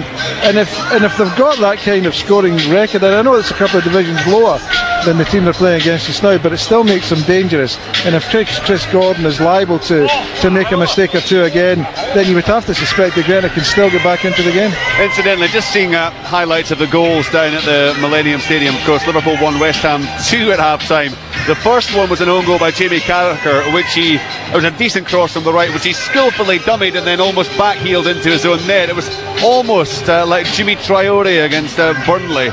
The second one was a spill by the goalkeeper, which Dean Ashton then pounced on to make it 2-0. Liverpool, thankfully for them, getting back within just 3 or 4 minutes when Djibril Cissé cracked one in the volley from 10 yards or so. But at half-time there is Liverpool 1, West Ham United 2. Half-time here at Hampden is Hearts 1, Gretna 0. Rudy Scatchell 17th of the season. Remember earlier, Japan 0, Scotland 0, and Scotland win the Kirin Cup as a result of that scoreline and their 5-1 victory against Bulgaria. You'll be hearing from Walter Smith on your call. We've kept that interview back, so that'll be a little treat for James Traynor to play to you, and no doubt you'll have your thoughts on Scotland's performances over the past couple of days. You'll hear from Walter then. The sports report at 6:30, remember, and tomorrow from 2 o'clock, all the action live, the final programme of the season. It will be the 117th Sports Sound of the season, the 227th live commentary, and it will be Peterhead against Partick Thistle, the Blue Toon team 2-1 up from the first leg at Firhill, and it could be a very dramatic ending to the campaign as the sides battle for a place in next season's First Division. So join us for that one, 2 o'clock tomorrow on Sports Sound on Radio Scotland 810 medium wave. The ball boys and girls just emerging down the tunnel down below us. That indicates that the players shouldn't be too far behind them. Hearts with a 1-goal advantage. The smart money, of course, would be on Hearts going on and closing it out and lifting their first piece of major silverware since 1998. They certainly have the bulk of the support in the National Stadium. They've been making plenty of noise throughout, but those Gretna fans too have been more than playing their part, and it would be fantastic for them, wouldn't it, if they could see their side get back into this one, get back on level terms. Who knows, give us a real cliffhanger of a finish to this Tennent's Scottish Cup Final 2006. The substitutes out there on the pitch just going through some leisurely warming up exercises, knocking the ball around. All of them, of course, hoping for a chance to show what they have to offer on this, the conclusion to the National Cup competition. Chick Young wandering around there. Well, he usually takes the rays at this time of year, but it's clouded over a little bit. But enjoying it, mingling down there. You're taking your life in your hands, actually, given the way that Hearts fans, the high esteem in which they hold you, Chick. But you're obviously feeling brave this afternoon. Not at all. It's been a wonderful atmosphere, I have to say, inside the ground. Just to confirm, there are no changes in either side. Just a word with Ger Richmond. Brown Alexander just got past me now. Very stern face as he takes his place in the technical area. The Hearts players just come into the tunnel. That's all the Gretna players out on the pitch. You can see that from your eerie high up there in the stand. Hearts actually have to emerge from the dressing room. Davy Arns has now come out. I actually wonder if I can get a quick word perhaps with Davy. Davy, just what you made of that first half. Our game plan worked to an extent, Chick. We restricted them, restricted them 1 or 2 chances. The problem was always the second ball. When they've scored off a second ball, which is a disappointing thing. But we're not down, we're still in this game, and we'll give it a shot second half. Well, was there anything tactically different from you in the second half, or just going as you were? Well, initially we'll keep it tight, and then come the last 20-25, if there's still only one in it, we'll start trying to be a wee bit more brave and start being positive again. Appreciate it, baby. Thanks a lot. Incidentally, I'm hearing a lot of people are emailed in, and I'd forgotten that it struck me at the time, and then of course you forget about it in the celebration of the goal. Robbie Nielsen, it looked to me like it was a foul throw. It looked to me like his foot was over the line, and he got done for that against Aberdeen a couple of weeks back. A lot of emails are saying they've seen the replays and they reckon that maybe his foot was over the line, and maybe Gretna have a complaint about that. Anyway, let's get back to the action. Live second half with David Begg. Yeah, no messing around by Dougie McDonald. Gets the second half underway. Hearts attacking the goal to our left. The balance of the crowd is theirs, of course. 38,000 Hearts fans on the ground, and they are waiting in a horseshoe to welcome another goal, which would bring the pressure right off them. But they do lead by 1-0, and Gretna, as we've heard Davy Irons say, will be brave and will give it a go, and they are giving it a go in the sunshine here at Hampden. An absolutely wonderful spectacle, and it's lived up to its billing too. The contest was very even for a long spell in that first half. Ball is played down the near side by Gretna. Grady goes there, but Tal was always in control. Hearts scoring in goal: Nielsen, Presley, Tal, and Peace as the back four. Cisnauskas, Aguiar, Hartley, and the goal scorer Scatchell in the midfield. He also the one yellow card of the first half, and Jankowskis and Bednar up front. For Gretna, main in goal, back three: Birch, Innes and Townsley. They've been pretty solid and strong. Birch in particular, McGuffey, O'Neill, Nichols, Tosh and Skelton in the midfield, and Skelton's come close to a goal for Gretna this afternoon, and Duker and Grady up front. High ball forward. Stephen Presley didn't really deal with it, and Duker picks up the scraps after Grady worked hard. Wide it goes from Tosh. Round the outside goes McGuffey. Drives it early and high away to the back post. Was a floated ball and seen all the way by Craig Gordon. He needed much better delivery into the area than that, Murdo. Yeah, I felt as though McGuffey could have maybe even taken a touch, steadied himself, because he allowed the ball go to right out to the line there. A floaty ball into the box. Now going to lift the confidence of Craig Gordon. Hearts trying to spring the Gretna offside trap as they'd pushed up to the edge of the centre circle. Bednar was trying to hold his run, couldn't become active, and it's the men in white in possession with John O'Neill. Dictated much of the play in that middle phase in the first half. He goes back to goalkeeper Main, is way outside his area, goes long and high, one bounce through into the other penalty area, and again that's not good enough for Gretna. They need to keep the shape, keep playing to keep passing it, because that's the way they'll get through Hearts if they are to get through the long ball over the top. There's no pace there from Kenny Duker, as Jim Traynor spoke about at half time, although Grady will work hard. High ball down the middle, underneath it Birch again, right puts it high over the halfway line. Grady going with Tal, trying to make it difficult. Both players appeal. The assistant points though, and Hearts will have the throw in. And the first thoughts from the second half of Willie Miller. Yeah, I'm with you. I think that what we've said in the first half about Gretna keeping the ball is so important. They've actually started pretty positively in this second half. They've passed the ball well, and they haven't been under the same sort of pressure that they were in the first half. But I do think it's vital, that they keep it tight. I think the tactics are absolutely spot on. Keep it tight early in this second half, and then if things are still just 1-0 with about 20 minutes, maybe even 15 minutes to go, then they can be a little bit more adventurous. Well, in 15 of the last 19 finals, there's been only a goal between the sides, so we're on course for another tight contest here in the Tennis Scottish Cup final. driven high from a free kick for offside by Alan Main. Again, easy for Nielsen to win the header. O'Neill gets across in front of Cisnauskas and lifts it onto the head of Duker. Nice knock down. Grady spins it in. A chance for Stevie Tosh. Sets himself and knocks it wide. That was the chance they had to take. It was 16 yards out and he fails to hit the target. Wonderful play, Gretna. Poor finish, Tosh. Yeah, it was a super ball in from Duker. He's headed the ball across here, but Stevie Tosh getting on to the end of it. So unlucky there. Just skipped by the post here into the side netting. Hearts defenders all over the place. Yeah, it was a great opportunity. He just tried to pick his spot. He did have an option. He had McGuffey wide. I thought perhaps he could have taken a little touch and just rolled it in for McGuffey, who might have been in a better position to put the ball in the back of the net. But hope there for Gretna. Fantastic opportunity.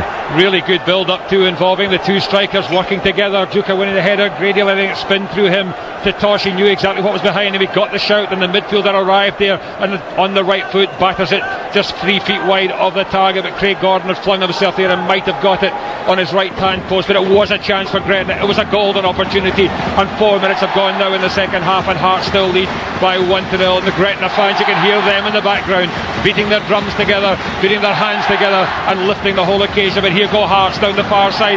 Paul Hartley holding off Davy Nichols, working at the corner flag, trying to twist round the jersey being held. The referee trying to play an advantage. Still it's Hartley. Still the jersey's held for the third time. Eventually no advantage accruing and Hearts have the free kick. I just can't believe David Nichols there to get away with it the first time. Then when Hartley turned and went the other way, he's still holding his jersey there. What a waste and what an opportunity now for Hearts. Rudy Scatchell, the goal scorer, only has scored 2 goals in 1 game this season, that against Livingston in December. Well, will he win a bet for Jim Traynor or Richard Gordon this afternoon? He's spotting it up wide on that far side. 6.5 yards from the goal line. 6 yards outside the penalty area. Movement inside the 6-yard area. Pressure on Gretna at Scatchell. A dink ball. Flicks across though off a Gretna head. Chris Innes that time. A little turn over the top and breaking goes O'Neill, but he's not got the legs of Tal. But he does enough to get it forward to Grady.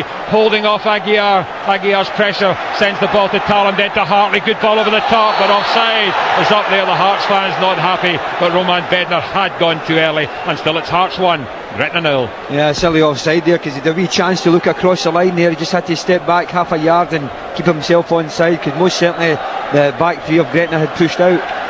Well, it's a very entertaining cup final, quite apart from anything else. Yeah, it is. I mean, I think the fear was that it was going to be one-sided and that Hearts were just going to run away with it. Been that, they gave a lot in the first 15-20 minutes, but Gretna certainly came back and it's been a far more even contest and an entertaining one as well. Again, here go Gretna, good back here, Grady, hard battling though by Tosh, but he was offside, he was sparring in there, he just had stepped a yard behind the maroon of Heart Midlothian. They lead by 1-0. Stephen Presley is talking this back line through the game. Ibrahim Tal alongside him, forward to Aguiar, a bit short with the pass back, and the skipper rather shanks it high, floating towards the centre spot. One there by Nichols, forward again to Grady, but the little flick on the head there of John O'Neill doesn't fall for the striker, but Skelton picks up on the far side, cuts it across the edge of the box. Tal steps out to whack it clear. Duker had gone in early, nobody arriving in the midfield role there in support of that attack for Gretna, but the park is lively and the bounce of the ball is confusing one or two players. A nice ball forward, good defensive quality there from Stephen Presley, just stepping into the hole, chesting it down, keeping his head square to Fisas, and Hearts trying to get on their way to add to the 1-0 advantage they've got. Jankowski stumbling into the challenge, made contact there with Duker, who rolls over holding his face, also holding onto his ankle, picks himself up so it doesn't require attention from the physio Michael McLaughlin, and the ball is bouncing midway inside the Hearts half. Header by Fisas, nicked forward by Scatchell, picked up again though by Gretna, but it came off an arm. The referee blows the whistle and it's a free kick to Hearts.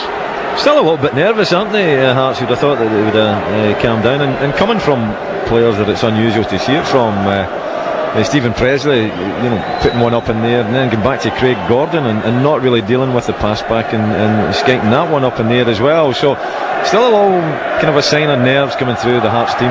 Another goal would settle and they might get it right now. Jankowski is just at the edge of the box inside the penalty area, turning and holding off Innes into the heart of the pitch to Aguiar, has supported Nielsen, squares it across, and the long hair Wingate gets forward all the way to the angle of the box, stops there on the right foot, bends it in low, only half clear, a chance again for Hearts, setting up Paul Hartley, a little dink into the arms of Alan Main.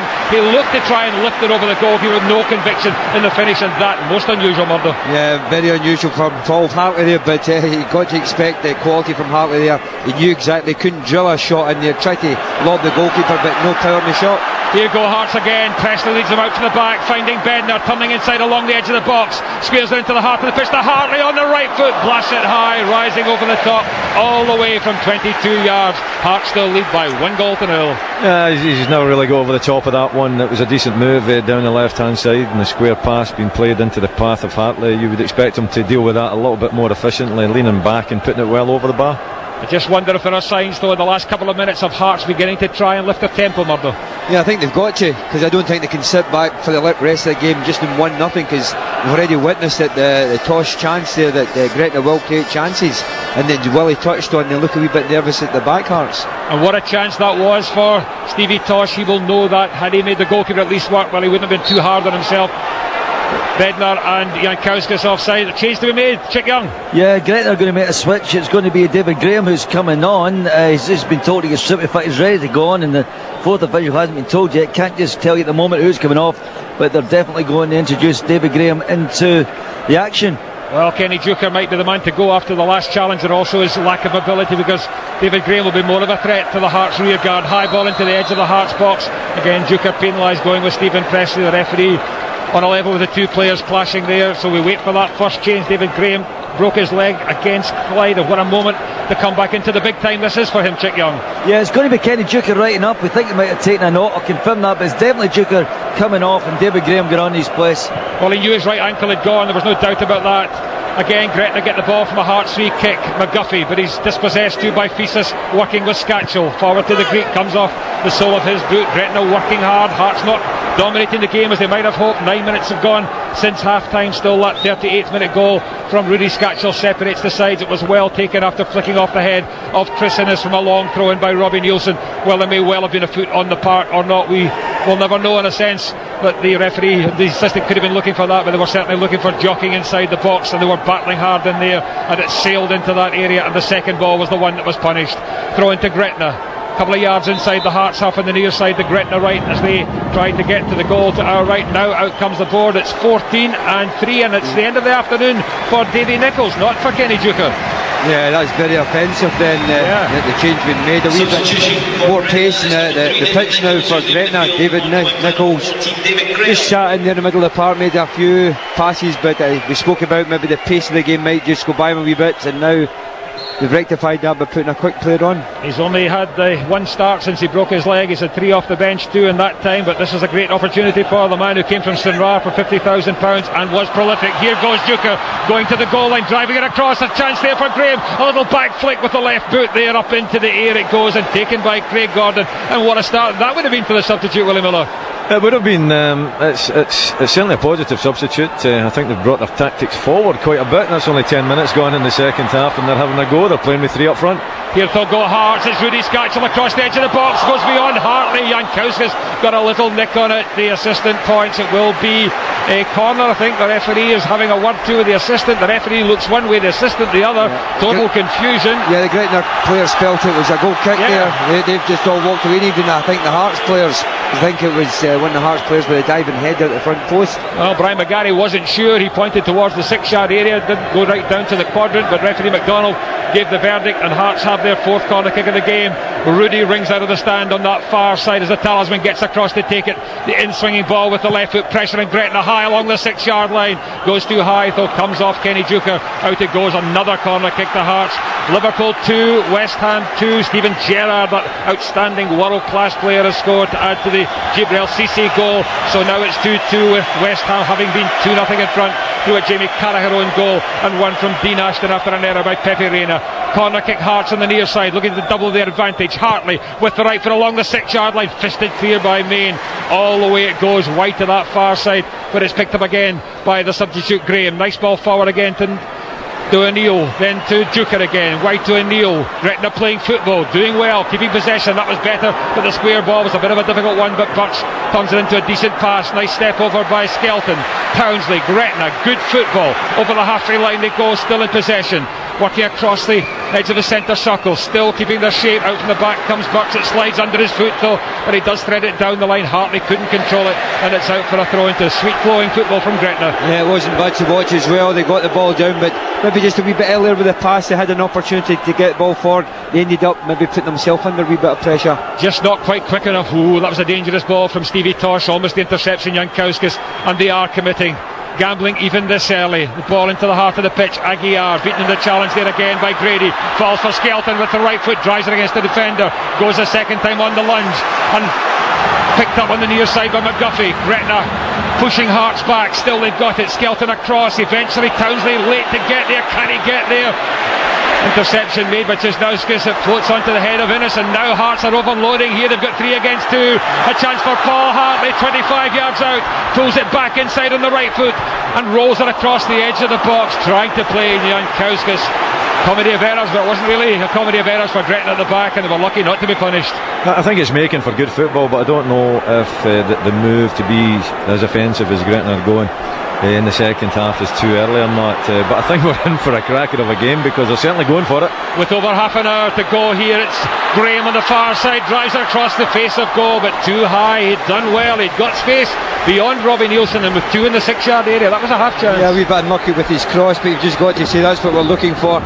Bit of pace there from Graham, getting by Robbie Nielsen, but just not getting his foot round the ball to put the ball in the middle. But that's what we've been wanting from Gretna, just up in the tempo in the final third of the pitch. Well, he is a striking threat, so they've gone 3-4-3. What a statement of intent that is by Rowan Alexander and Davy Irons, and it's Irons out there in the technical area in his blue shirt and blue. Is it tracksuit? No, it's shorts down there as I have to lift off the back of the seat here. We're high at the back of the BT South Stand. It's a fantastic arena. Hampden on a day such as this, ball down the middle. Stumbling goes Duker. Presley the head of the towel, and Hearts still look anxious at the back at times. They didn't expect quite a close contest such as this one. Just the 1 goal scored by Rudy Scatchell with 6 minutes to go to half time. James Grady again works hard, wide again, it goes to McGuffey on the near side. A bending high ball straight through to goalkeeper Gordon with 4 men wide of him. That was a really poor pass, Murdo. Yeah, he just seemed to run out of ideas or didn't want to try anything. He just knocked it straight into the arms of the goalkeeper. Very poor effort. Down the middle it goes from Gordon, but Gretna again win it. Graham back to O'Neill, gives it away though. Jankowskis running off Tosh, playing it into the path of the charging Hartley, but skidding across goes Main to gather. Still wants a winner's badge after his runner-up medal way back all of 15 years ago in a classic final. Well, this is the classic David and Goliath job, and it's the Giants who are leading by a goal to nil just at the moment. Forward come Hearts. Roman Bednar running off Bucks, going to ground, tumbling into the area just outside the edge of the box, but it will be a yellow card for Mark Birch. I don't think there was much in it though. When he was going through there, I think it was just 2 players getting together going for the same ball. I don't think there was an awful lot in it.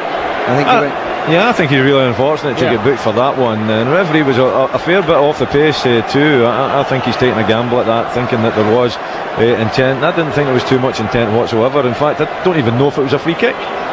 But it's been given, and Paul Hartley fancies it. He's already scored 3 goals here at Hampden in the Scottish Cup this season. That in the demolition job of Derby rivals Hibernian. Now it's Hartley again. It's 24 yards out. A little pat down of the ball by Scatchell. 4 in the white wall of Gretna. Alan Main shows a lot to the top right hand corner. Paul Hartley is really fancying this one, poised like a tiger with the right foot. He goes for goal and lifts it high over the top after the build up. That was so poor from Paul Hartley. Yeah, no real conviction there. He just knew what he was going to do, flick it over the wall, but again no great power in it, because he normally gets a wee bit of power in it to try and dip the ball down into the top left hand corner. Great commentary though David, but you were let down by Paul Hartley on that occasion. It was the curse of the commentator. It's striking here maybe for the last time. High ball to the near side. Forward again it goes. Hearts on the back foot. Out it goes from Ibrahim Tal to the halfway line. Gretna again still very much in the game. It's a thrilling opportunity for them, and they will sense that they could still live the dream. Ibrahim Tal pinned down by Duker, who pounds in there. Couldn't pick up on the challenge as he got forward. It's left to Jim Lyon to make the decision. It's a goal kick to Hearts. Yeah, he's been a wee bit dodgy, Tal. He's given away a few free kicks away in the first half, and again very slack there, and it could have cost his side dearly. Well, Hearts have looked dodgy at times. I'm really surprised that they dispense with the service of Andy Webster on an afternoon such as this, but here they go. On the far side, Tisnauskas, good challenge. Skelton tracked him well, matched him for pace, but he cuts it back. A chance for Bednar. Good change of foot onto the right. He goes. It's cracked towards goal. Breaks for Aguiar on the left foot. Back onto the right. Drills it in low. Still by the goalkeeper, but no immediate pressure on him there. It bumbled into the arms of a diving Alan Main, and still Hearts are only one in front. Forward it goes. James Grady holding off Tal. The attendance is 51,232, and they are having a terrific afternoon here. Cloud in the sky at the moment, but there's been a bright afternoon, a good spectacle. 1-0 only the margin, 28 minutes left, and Hearts in front. Little knockdown ball again into the heart of the pitch to Stevie Tosh, with the chance for the equaliser just after half time. Lifts it over the head of Davy Graham, who spins round to try and chase a lost cause. Out comes Craig Gordon, and again the thoughts of Murdo McLeod. Just one that Hearts would think about 1 or 2 changes. In the middle of the park, I'd look for Brelia to come on, and even up front Pospisil. I think Pospisil would maybe just change it a wee bit, because most certainly the way they're going just now, they're looking as though they're not going to create any more chances or score goals, and I just feel as though Hearts need a second goal. Well, all season they've tended to be a first half team. 2/3 of their goals in the SPL came in the opening 45 minutes.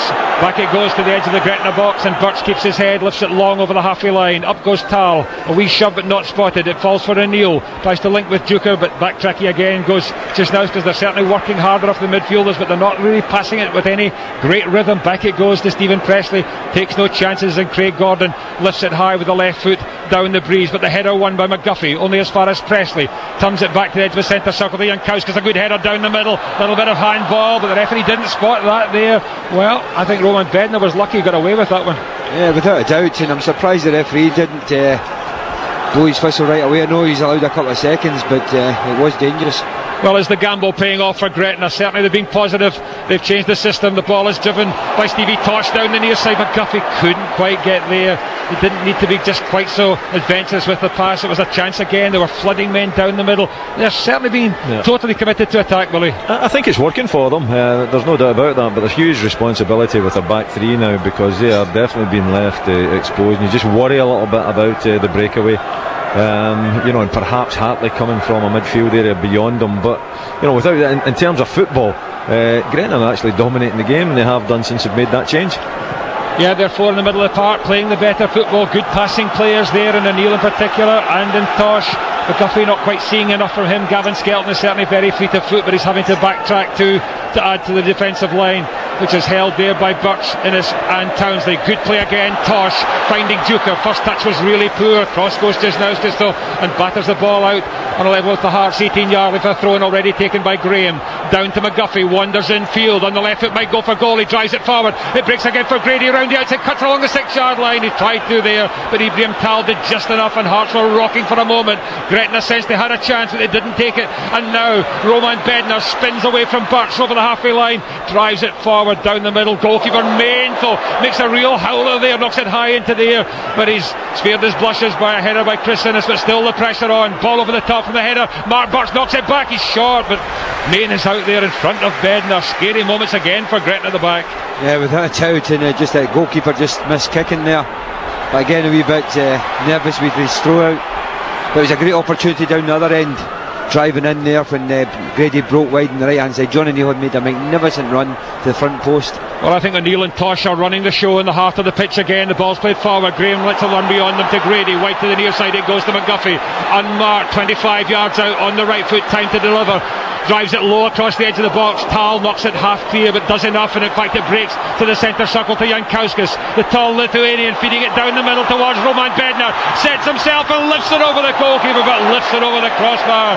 That was a chance to finish the cup final. Yeah, what a wonderful chance it was as well. Mark Birch really struggling for pace there, stumbled there. He had all the time in the world just to pick his spot there in the roof of the net there, but just knocked the ball over the top of the crossbar. That's a fear, isn't it, for Gretna? Breakaways like that to strengthen pace. But here go Gretna. It's Graham who's into the area around the goalkeeper. He must score. No! Robbie Nielsen is the hero for Hearts inside the 6-yard line. Wonderful play by Graham, but just when he thought he was bound to score, having rounded goalkeeper Gordon with the goal empty, suddenly there arrived Robbie Neilson to slide away for a corner, already taken. Here go Gretna again, White to Skelton, hoisted high to the 6-yard line, out it goes from Hearts. Still Gretna believe, though. What a chance that was for Graham, but he couldn't defend it from the lunging challenge of Neilson, who became the hero with that defying clearance, as Graham was right. In Liverpool 2, West Ham 3, Konchesky has scored, so the underdogs are ahead in that game, and they were so nearly level here. Here they go again, Skelton again, Rowan Alexander waving his side forward, and they've got it with Graham, setting himself, good quick feet, White to the near side to McDuffie, 25 yards out, forward again, it goes to Graham, level 6-yard line, goes round the outside, in goes Tal again. Wonderful spell by the substitute for Gretna. How is it not 1-1? Yeah, quite incredible. We're already just acclaim a wonderful goal there from Graham there, round the goalkeeper, but wonderful defensive work there from Robbie Neilson. So the corner kick is to Gretna. It's their fans you can hear right now. Skelton again with the left foot corner, high round the back, looking for Innes, turns it across, only halfway, and what a chance again for Kenny Chuka. That was the chance he was looking for. Holds his face in shame there for a moment. He mustn't be too hard on himself, but it was another opportunity. Well, it certainly was an opportunity. The ball being headed about to the Hearts goal, and it coming to Duker. He's only about 6-7 yards out. It's an acute angle, but puts it way by the post. You'd expected him to hit the target or at least get a little bit closer, but you know, you've got to hand it to the tactical move. It was a brave move to make that change, and you know, it's certainly working in their favour just now, and that was two fantastic opportunities for Gretna to get back level. Well, the first one was made all by the skill of Graham, and such composure, rounded Scotland's number one goalkeeper Craig Gordon, not fazed by that at all, and what a clearance it was by Robbie Neilson. Yeah, because I'm watching him thinking, is he going to shoot early there, pick his spot there, but when he went round the goalkeeper, you just felt, what wonderful skill there. Here we go again. He's a hot handful, he's down the middle, he's going for goal this time. Nosebleed though, 25 yards out, that was optimistic, he had support. Hearts are going to have to respond to that. Chick Young. Well, you say that, David, it's a front player they're going to bring on. It's Michael Pospisil who's going to be introduced into the fray. In fact, in the wake of that, you might find a second substitute. Julian Brelli has been standing by, but the Hearts bench looking very rattled. Pospisil is the man who's coming on. He's going to replace Roman Bednar, and I have to say down here it's frantic. When that chance for Graham there created, both Davy Irons and Rowan Alexander were not only down out of the dugout into the technical area, they were actually almost on the pitch beyond the technical area. They thought it was in, we all did, but I tell you what, unbelievable down here, and Davy Irons is out trying to get his team wound up again. It's Hearts make that change. There'll be another one shortly, I think. So it's a check for a check. It's Pospisil for Bednar. Pospisil's got better control. He's a better touch player inside the box too. Will give Hearts something up there that they've not had this afternoon.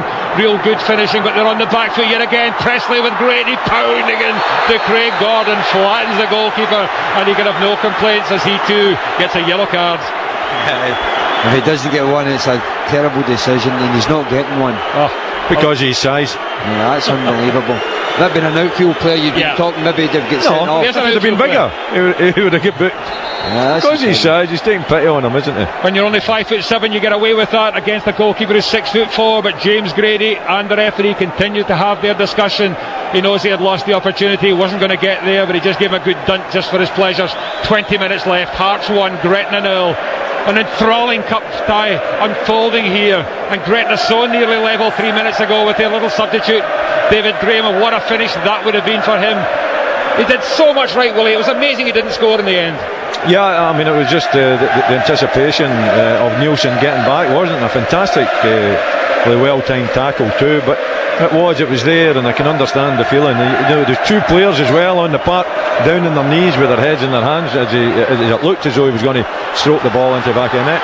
Well, Pospisil put pressure on there, and Alan Main was very untidy, and just like Craig Gordon in the first half, he's got pressure onto his side, but they've dealt with it well initially, but now they're on the back foot yet again. Scatchell down the middle, good header, Chris Innes, the captain standing tall there on the 18-yard line. Back it goes to Pisas, drives it across the edge of the box, hard battling Jankowski. Skelton too has done well, he's done his duties really well. It came off the corner flag though, out for a throw-in. Julian Brelli arrives on the sidelines. Let's get confirmation from Chick Young. Yeah, that's right, the Aguiar's the guy who's coming off. I suspected that was coming, and I'm not entirely convinced they won't be ready to make a third change. They're certainly not happy with what's happening. But on he goes, Julian Brellier and Bruno Aguiar. That was a decision I had to make before the game. It's a straight swap, David. Well, that'll just stiffen up the midfield. He will sit in front of the back line. It'll be hard for the Gretna midfielders to combine around Julian Brellier. The Frenchman had a terrific season until he seemed to disappear into the mist there with the revolution that was taking place at the top. But here goes Skelton. He's still got good running power. Down the line it goes. Fires it against the chest of Graham.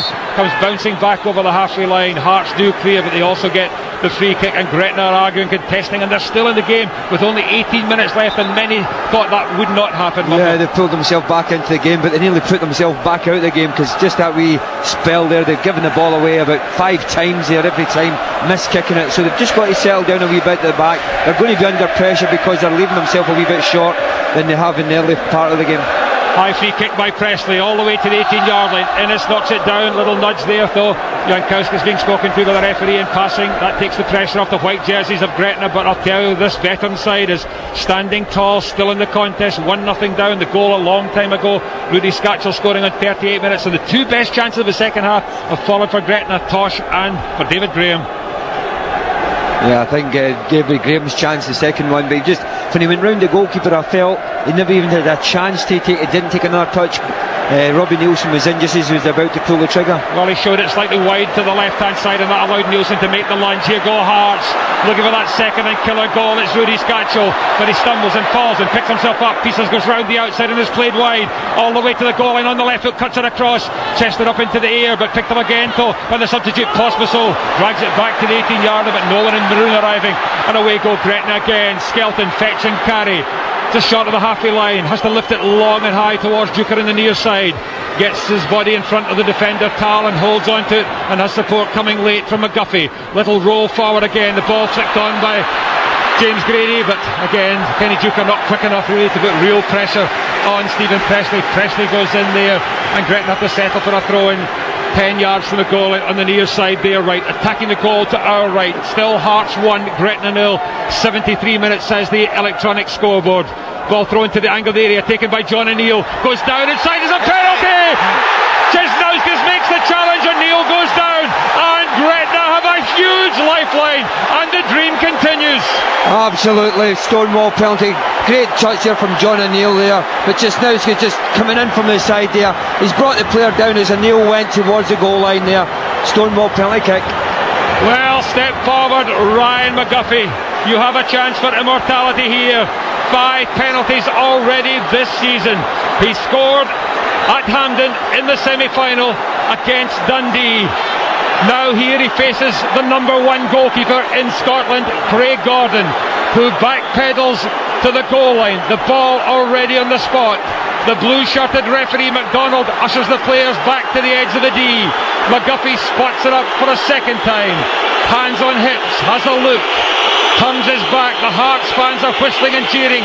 Here comes McGuffey with the right foot. Gordon saves. Back to McGuffey, and he scores on the rebound. And sensationally, with 15 minutes left, the underdog Gretna come off the floor, and it's Hearts 1, Gretna 1.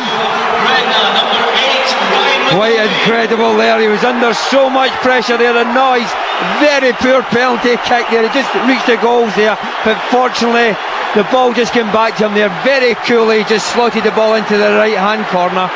You know what, they deserve it. They do. They do deserve it. They've had a fantastic second half to this game. They've been brave, their manager's been brave, he's made the change, he's went for it really early, 10 minutes into the second half, went 3 up front. Fortune favours the brave. They're back in the game. It's a fantastic cup final we've got. Well, they all went into a huddle around the corner flag on the near side, and you can understand their joy, and it's black and white favours away to our right hand side. Gretna are back level with SPL Champions League Hearts. Hearts had led through Rudy Scatchell in 38 minutes, and 38 minutes later a penalty kick. Chesnauskas naive and Leo was clever, so Hearts have to win it again, and they're going again in theory across. Scatchell lunges there 4 yards out, but can't make contact with the ball as it bounces beyond them. A hug there by Alan Main for the defender alongside him, and for Ryan McGuffey, who was back there, the goal scorer of Gretna. And still it is incredible to think, with 14 minutes left, it's Hearts 1, Gretna 1. Yeah, quite incredible. The dream's on. The dream's there for them. 1 each. with 14 minutes left, and they've been the better side the second half, and they're going forward. Well, McGuffey is in good company in terms of the last 2 penalties against Hearts had also been missed. It was a really feckless spot kick. Robson of Dundee United and Gow of Falkirk had also been denied by the Hearts goalkeeper. Here this afternoon, though, Lady Luck just shone for a moment on the kilted figure of Rowan Alexander, the Gretna manager, and he and Davy Irons are out there still living the dream. Brooks Milson too, the man who has made this club. They've come from nowhere in under 4 years in Scottish football. They are only 13 minutes away perhaps from lifting the trophy, but they need now a second goal. They're looking for a winner, and they might still get it. They've been so positive for the way they've changed their shape and taken the gamble. They've deserved that success. Cisnauskas was really naive though, and John O'Neill, as I said, was very cute. The minute the challenge came in, you knew he was going down. Paul Hartley turns it back to Nielsen, who had a goal-defying clearance on 67 minutes. Gretna still on the back foot. Nielsen drives it in. It's bouncing awkwardly at Townsley. Gets it wide to Graham on that far side. Holds off Nielsen, but Nielsen recovers. Graham goes a second time. He's done well, the substitute. And Gretna have possession. Driven by Skelton. It breaks for Hartley. Comes off him. Falls for Brelly. A little dink forward, but he's closed down. And Gretna could get out there, but they can't get out. It's Fisas. 25 yards out. Drives it across the top for Hartley. And he knocks it over the crossbar from 8 yards. He puts his hands behind his head in disappointment. That was a glorious opportunity for Paul Hartley. Yeah, wonderful ball in there from Fisas there, but Hartley, great technique. Just to use instep there of his right foot, just to guide the ball on target, but unfortunately for Paul Hartley, just over the top. Yeah, it was an opportunity, there's no doubt about it. It's an opportunity that you'd expect Hartley to tuck away. That's a couple of chances that he's had. He's just leaning back again. He's not set himself. The ball's just coming off the ground a little bit, and he's got to get his head over that ball and keep it under the bar, and he didn't. Well, we could be heading for extra time here at Hampden. We're only 12 minutes away from that at the moment. The scoring is 1-1, and Gretna still believe they're in the face of Hearts, and this will be a huge jolt to the confidence of Heart of Midlothian. Having led, they couldn't get that second goal, and as Murdo said at half-time so rightly, they needed the cushion of that second goal, and they had a couple of chances to get that second goal, but they didn't take either of those that fell for them in the second half. Roman Bednar in particular had the best opportunity until that one for Paul Hartley, and now Gretna have got a free kick just inside their own half. This is an astonishing tale. If Gretna score and can then hang on, they will have the Scottish Cup. Long ball by Birch into the edge of the Hearts box. Up goes Graham, wins the header. He's a diminutive figure. Duker was there knocking it down. In fact, it was Duker, but again Gretna pick up the loose ball. Hearts are all over the place at the moment, and it's McGuffey, the goal scorer, cuts it back again to Birch, drives it high down the near side. Tal stretching there, should be in control, but the ball holds up, and Grady goes round the outside to keep it in play, but there's nobody to White supporting, and Stephen Presley relieves the pressure. Forward to Brelly, White to Fisas on the near side. Scorer of a goal in the Portuguese Cup final only 2 years ago as Benfica triumphed. Forward to Hartley, still trying to lift this side back into the advantage. Again, it's short and square to Brelly, so that allows the White Jets to get back down the middle. Good interception made by Tosh, who had his chance to just after half time. Brelly again for Hearts, White down the near side, goes along here. Frenchman running into the challenge, goes to ground. The ball's over the sideline, the referee blows the whistle, and Hearts will have the set piece. Back is Fisas, 25 yards out, throws it down the line again to Rudy Scatchell. He thought perhaps he had scored the winning goal. Hearts are going to make a change, and Gretna perhaps going to respond to that. Gretna making a change. Chick Young is out there, but the change now can be made. As Gretna are going to make the switch actually. Jamie McCulkin will be coming on. Steve Tosh, I think they feel, has run out of petrol, so McCulkin is coming on. Stevie Tosh coming off, but I think this throw will go first, David. Going in from Fisas all the way towards the penalty spot, knocked high into the air. Alan Main comes out there to grasp the ball above Rudy Scatchell. Birch had gone to ground. Main goes long, right puts it high. Grady battling with Tal. Grady felt he was being held there, but looks in vain to the assistant on the near side for the free kick. 10 minutes left, 1-1 the scoreline. High ball forward again, underneath it Townsley, good cushion header down. O'Neill lifts it over the top, and away goes Duker there on the far side. Presley tracking the run. Presley arrives there first of all. The ball's out for a throw in again on that far side, and with only 9 minutes left, let's again get the thoughts of Willie Miller. I think the big question is possibly legs for Gretna, and I'm not surprised that the management team is contemplating changes there. I think at this stage it's been pretty grueling out there, particularly the second half, and they've worked extremely hard, Gretna, and perhaps they're just showing a little bit of signs that they're beginning to tire. Well, the 12,000 Gretna fans give us a colossal background noise, but it's Hearts, another long Nielsen throw in all the way to the 18-yard line, knocked down again. Costasol volleys high over the top. What a chance! He was 7 or 8 yards away from the nearest defender, time to take a touch and set himself. He should have taken a touch there, but even at the reaction of the Hearts fans, they're not happy just now. They can see the game slipping away from them just now, and they're just hoping they could nick a second goal. But most certainly Gretna the side, the heads are up, the players are desperate to get in possession of the ball, and most certainly Grady, for me, in the last 15-20 minutes is causing all sorts of problems battling against Tal at the back. Well, for listeners here to Radio Scotland 8 on medium wave and 92 to 95 FM who are just joining us, you're in for a cliffhanger of a finish. 8 minutes left, Hearts 1, Gretna 1. Scatchell in the first half for Hearts, and McGuffey on the rebound after his penalty was saved by Gordon in the second half for Gretna with 15 minutes left. High forward it goes again. Grady makes it difficult for Presley, and Skelton picks up on the far side, flying across there, punching the ball in frustration. He has worked his socks off up and down that left hand touchline. Nielsen, flat throw into space, back goes the giant figure of Townsley, able to turn and hook it clear, but they are weary players. As Willie said, it might just be a question of legs. Again, the set piece could be their undoing. It's Nielsen once more with the throw in. He's midway inside the Gretna half on the far side, the Hearts right. He's taken a step into the pitch, he throws it all the way to the 6-yard line. Innes slips over, Townsley hooks it clear, Nielsen up into there, and Skelton had a chance to bring it down but hooks it over his shoulder, and Grady shows to gather, knocks it high into the air, tracked by Presley. Good chest control by O'Neill, composure from O'Neill, wily player, lovely ball, good run by Skelton, drives it across the park. They've got a man over on this near side, and again they've got it. The dictator is John O'Neill on that far side. This might be the John O'Neill final if we can get a finish here from Gretna. Forward again it goes to O'Neill, spinning round in the heart of the pitch, down the middle to Duker, 30 yards out, wide transfer across the Birch. They're gambling, out from the back he comes, threads it beyond the defence, a chance for McGuffey, goes to the 6-yard line, and Gordon saves.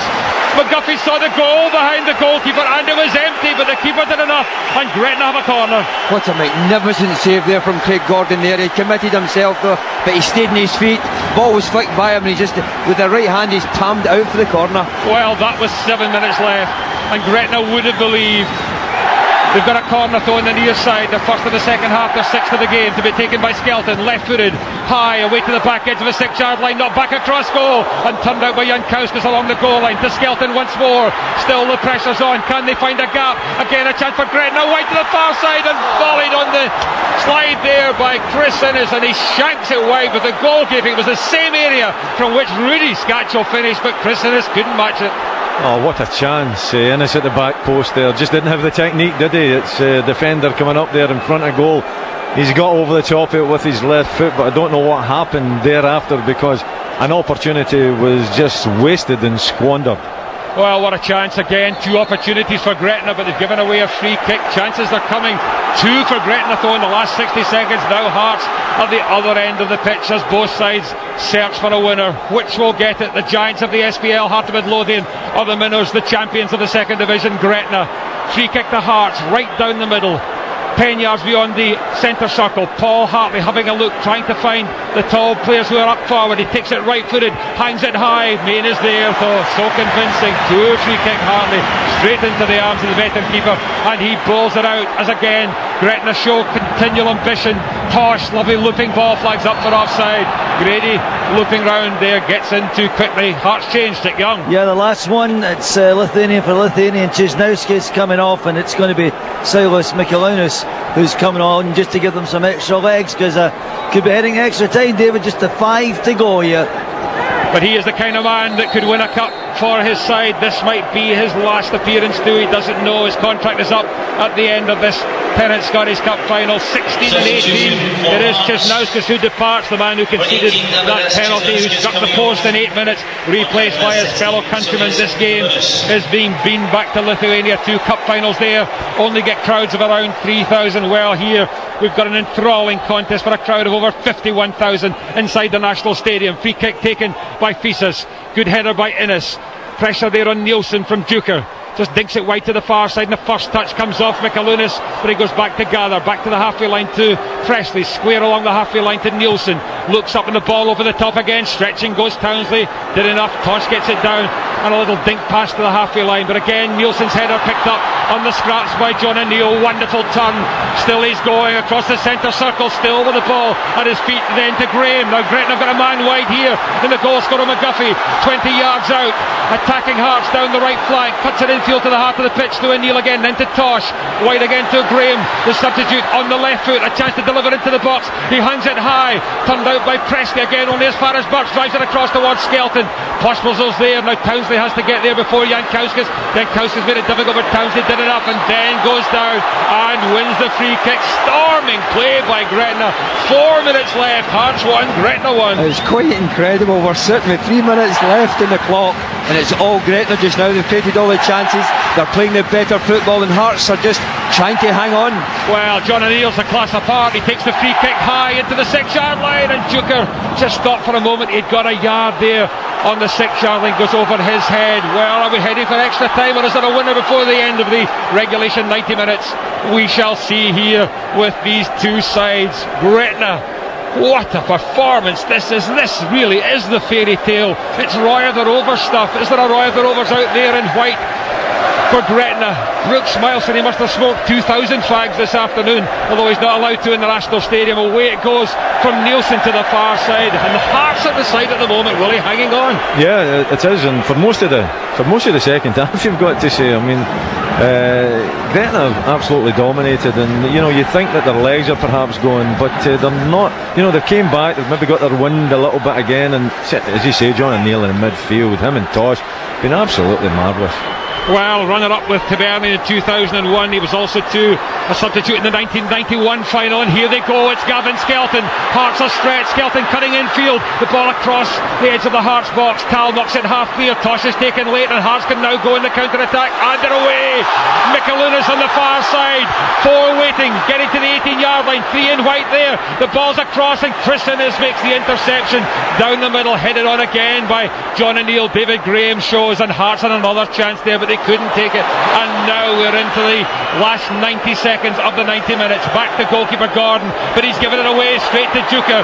Controls it well, stumbling forward, gets it down, has support, Stevie Tosh, but he's really taken a soul when Kenny Duker, holding on now to his left ankle, had to push it over the sideline. No sympathy there from the Hearts players. The doctor has to get himself position, heal thyself, and Kenny Duker is doing that. Hearts still going again.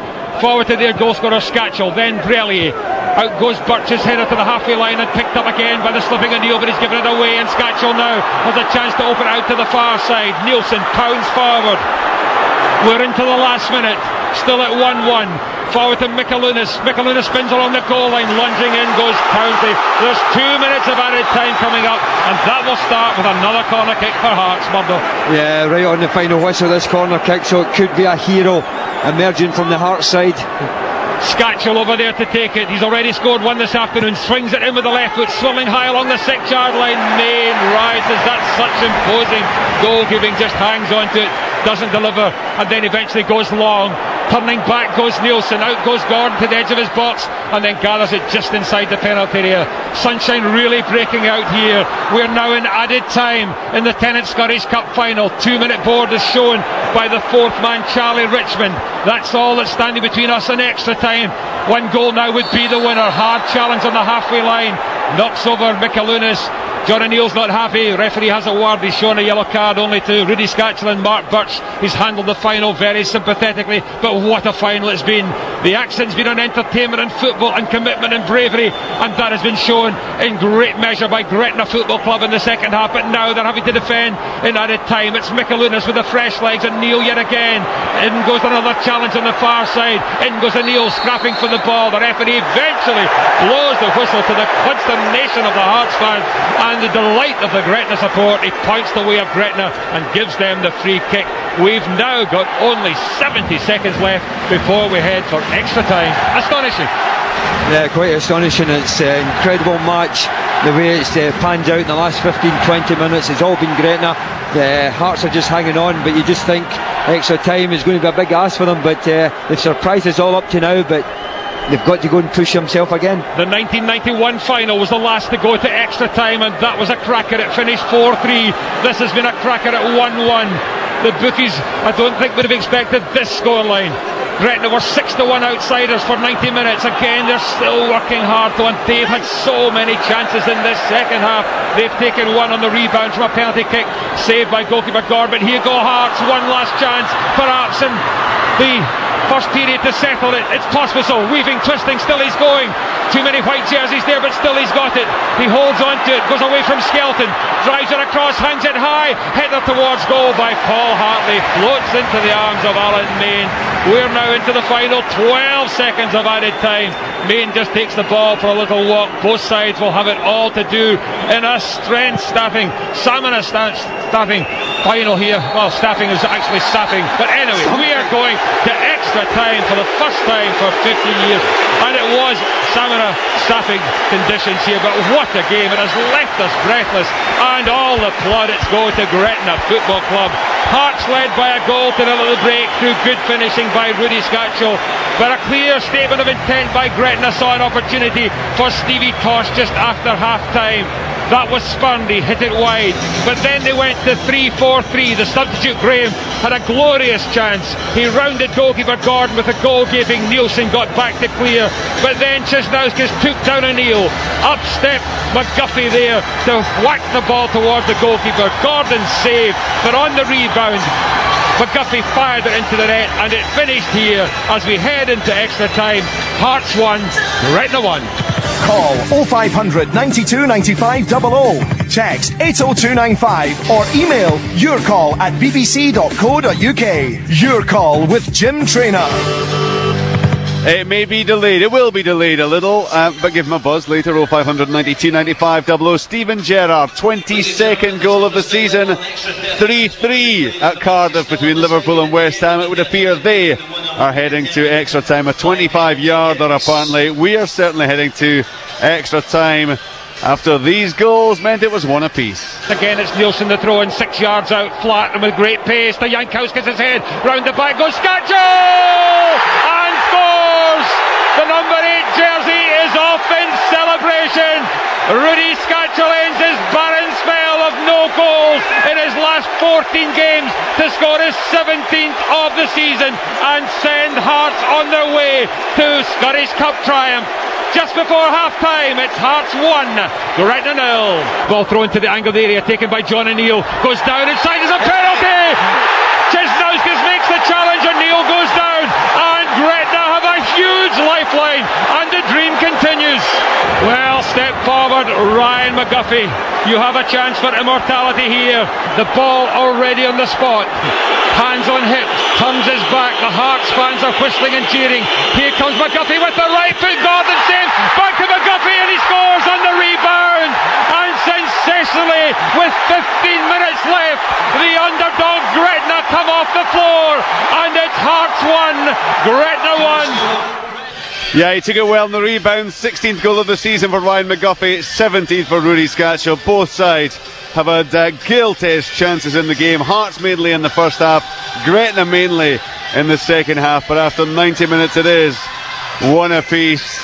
The Hearts, I noticed the number of the Hearts players down there. Let's quickly go to round. He's down there with Chick Young. Very weird to begin with this. Unbelievable. You've got to go and I don't know what we've got them, Chick. You know, we've got them on the rack.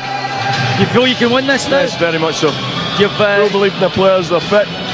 They'll handle it, no problem. You've got to take credit for this tactical change in the second half. You've got that turned them around, I think we had to do it so early. We had to get them on the back foot, and that's exactly what we've done. So you're absolutely telling me Gretna are going to win this cup? Certainly. Well, I tell you what, it's not often you get the chance to talk to a manager quite at this point in a game, but he is in absolutely no doubt. And there's your answer, Willie Miller. That's why he did it so early. He felt he needed to do it to get them in the back foot. As you guys have been saying, it has worked up to now, up to a point. What might be interesting, Jim, of course, Hearts have made the 3 changes. Gretna just the 1 so far, so they've got 2 aces up their sleeve. And we have to remember they're very much a full-time team. They are fit. Well, that's right, but they are playing at a different pace because they're not used to that kind of pace. But the thing is, with Gretna now being in this game again, they've got the extra time period. I don't think fatigue will come into it as long as they don't lose another goal early on, certainly in the extra time period. I don't think fatigue will play a part now because they will be absolutely confident. They'll feel they've got, as the manager said, hearts in the back foot, and they'll actually believe now they've got a chance in this cup final, and at the moment they certainly have. They continue to live the dream, and they're winding up the Gretna fans off to our side. This could be something special, folks. Stay tuned to Radio Scotland. 810 medium wave and 92 to 95 FM. Extra time coming up. Hearts 1, Gretna 1. Willie Miller, Murdo McLeod and David Beck. Well, special already is. This has been a very special Scottish Cup final. Gretna are going to take the kick-off and attack again. The goal to our left-hand side. It's 1-1, remember, after 90 minutes. And for the first time since that 7-goal classic, we head for extra time. Alan Main was in goal that day on the defeated side of Dundee United, where he will want to get a winner's badge at his long, distinguished veteran career stage. And his side have performed right royally up front. They've created chances too, as Richard said. The best of the chances after the interval all fell for Gretna, no doubt about that, and Hearts will be rattled by the fact that now they're in added time. Still sunshine too, it's really ideal conditions. Extra time in the Millennium Stadium, 3-3, it did finish there. High ball forward by Hearts again, up goes Chris Innes to knock it down. He had a chance for glory too, just in the dying seconds. The opportunity at the far edge of the 6-yard area, but couldn't take it, otherwise it would have been all over in the regulation period, with Gretna carrying the Scottish Cup back down the M74 and towards the borders. High throw in by Nielsen again, showing Jankowski, it flicks high into the air. A half touch for Pospisil. Hook cleared by O'Neill again down the middle. Brellier rather stands in the ball but recovers, takes the challenge too there, gets the free kick from referee McDonald for the tackle by David Graham. And now Hart Hugh Sense will try and push very quickly at this game in the first period of extra time. Attacking the goal to our right, backpedaling goes the blue shirted official. Gretna forced back all the way to the D, so this is 32 yards from goal. Rudy Scatchell can crack it with the left foot from this kind of angle. 3 in the white shirted wall. Hartley, little back heeler to Scatchell, goes for goal, takes a deflection and goes just wide, and no more on the corner kick to Hearts. Yeah, very good strike there from Scatchell there, just in the deflection, but Alan Main was struggling. He was at full length there, just outside his right hand post. But it did float wide. It was despairing dive, and again it's the Hearts fans welling up in support of their team as Hartley spots up the corner kick on the far side. Hearts 7 to take it right footed, swinging on the top of the white shirted Gretna, bending along the 6-yard line. Main fist clear, great strong punch to get it away from Pospisil. Good backtracking too by Grady. Good ball forward by O'Neill. Good play by Graham, but the pass a little bit short, and Brelly intercepts and drags it with him, and Hearts could be in here. Wide it goes to Mikalunas, the substitute for Hearts, on the right for a curving ball to the 6-yard line, and Jankowski heads it down. His jersey was being held, but he shrugged off that challenge, and he is bitterly disappointed not to have hit the target. He should have, shouldn't have. It was at the near post. He just need to direct it onto the target, and you had a feeling that was going to end up in the back of the net. He got too much on it at the near post and put it by for the goal kick. That was a chance, Murdo. Yeah, great opportunity there. Again, it was just a flicked header from the front post there, just back across the goals there, but he's caught straight in the middle of his forehead and out for the goal kick. High ball down the middle. Chris Innes again returns it to the halfway line. Knocked forward by Skelton down the near side. The question will be, can the legs of Gretna continue to play right through this strength sapping? They've got it out eventually at the 5th time of asking.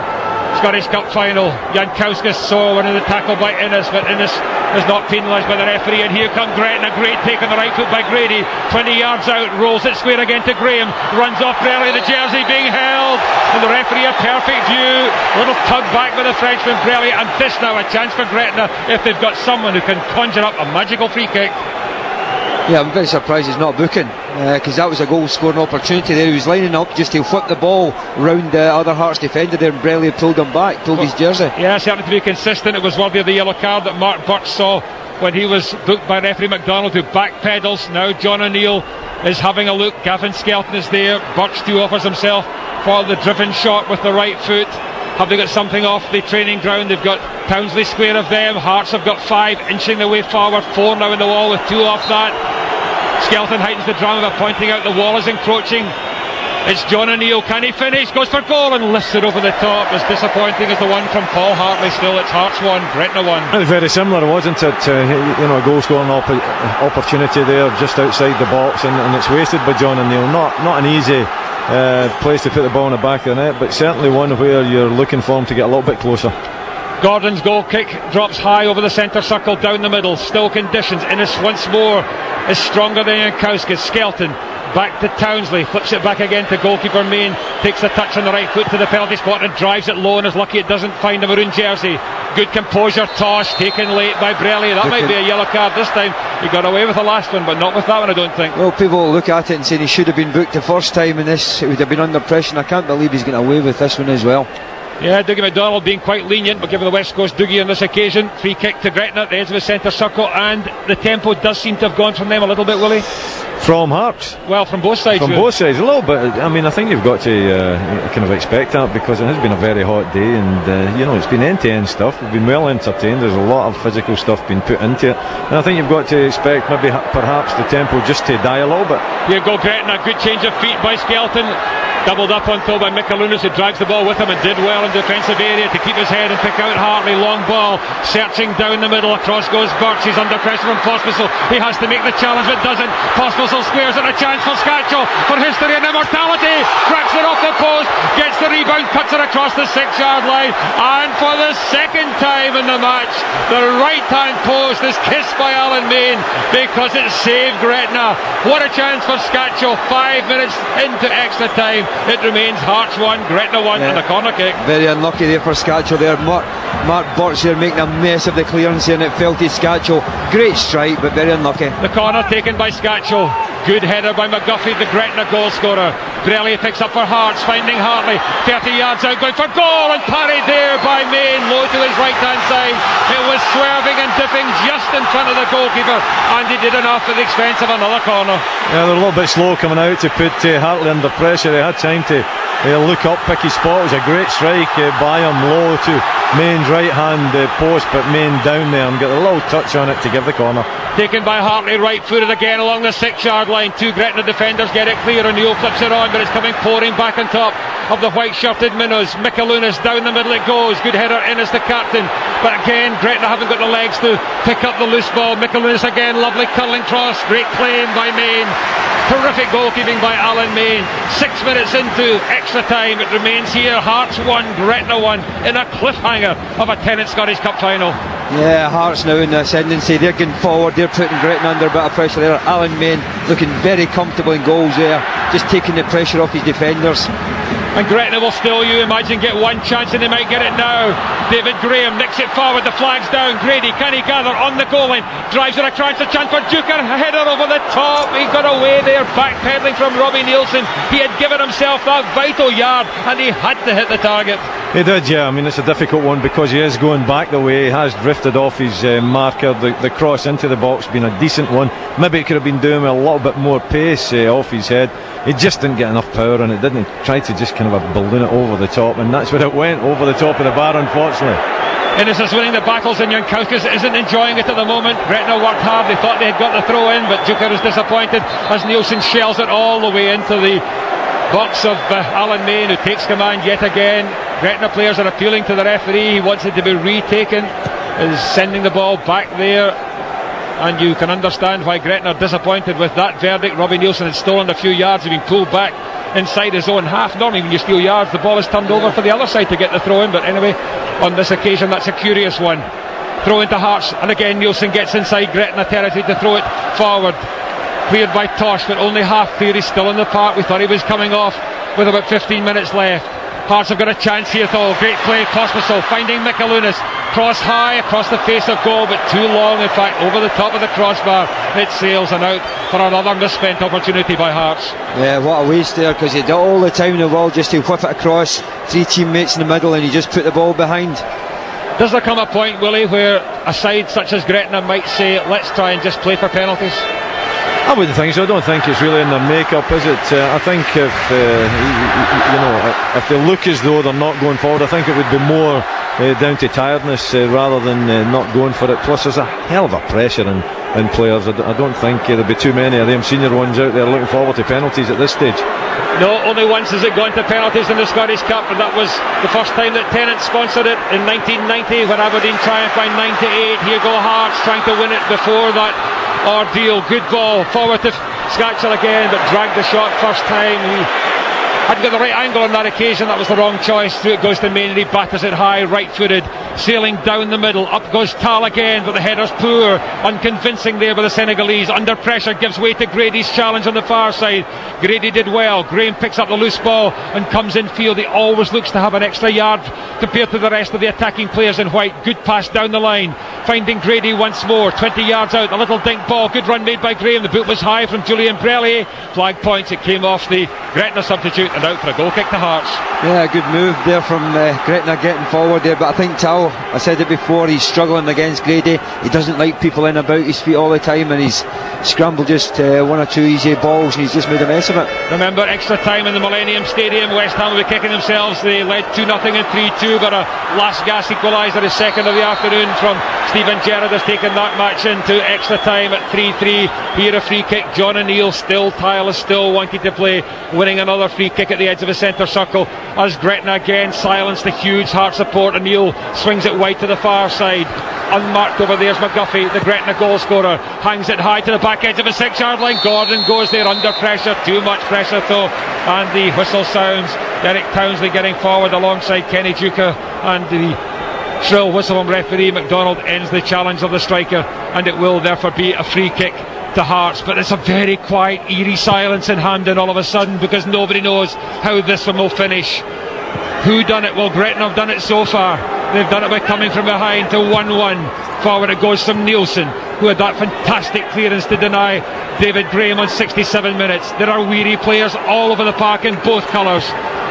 Stephen Presley knocks it forward. Townsley gets it down, keeps his head, but that's a difficult ball for Birch under pressure from the rushing figure of Scatchell. And in fact, Gretna have given it away and they might rue that moment. Forward comes Fisas, threading it onto the feet of Pospisil. Takes it wide to the far side on the spin. Innes tracking the run. Still it's Pospisil, twisting and turning. The Czech's got it. Hangs it high, but too long over the top there of Jankowski's. Through again, and no conviction either in Hearts, Murdo. No, not at all there, because they were men up there. Half chance. High ball down the middle, yeah, cleared away by Craig Gordon. Yeah, they had men forward their Hearts, but they're just taking far too long to do anything. Early on in the game, they're just flipping the ball into the box with good power. They're not doing that now. One man to become a hero, only though now 18 and a half minutes of extra time left in this game, which is balanced at 1-1. Hearts Scatchell in 38 minutes. McGuffey, after his penalty was saved, snapped home the rebound on 75, and that is still the scoreline. Long from Craig Gordon down the far side. Innes again, terrifically strong, growing by the minute, the Gretna captain. O'Neill just planks it high, straight down the middle. Talawi nudge there on Grady, but Grady makes it difficult, jumping early, and Gretna pick up with David Graham, takes it beyond Ibrahim Talbot, running into Julian Brellier. Good covering there by the substitute midfielder of Hearts. Back to the black shirted Gordon, down the middle it's Long. Jankowski's battling with Skelton and with Townsley, but both are penalised. Free kick to Hearts. Change and a change to be made. Gretna bringing on Jamie McCulkin at long last. Chick Young will bring us news of the change. I think I got that exclusively about 20 minutes ago. And they have changed the guy who's coming off. It's Kenny Duker. He's not going to score in the cup final after all. There's a few problems with Hearts as well. They've used all the substitutes, remember. Jankowskis is down with pretty severe cramp. He's getting treatment at the moment. But remember that Gretna still have a substitution up the sleeve. So on the golf comes Kenny Duker. He's not going to score in the cup final. Jamie McCulkin has come on. It was going to be Steve Tosh a while back, but they obviously had the word with him and felt he could go on. So no Jaguar for Kenny Duker. Is there a Jaguar for somebody else out there though? The Hearts players getting on the water at the moment, both drinking it and washing their stressed out faces. They've got a free kick.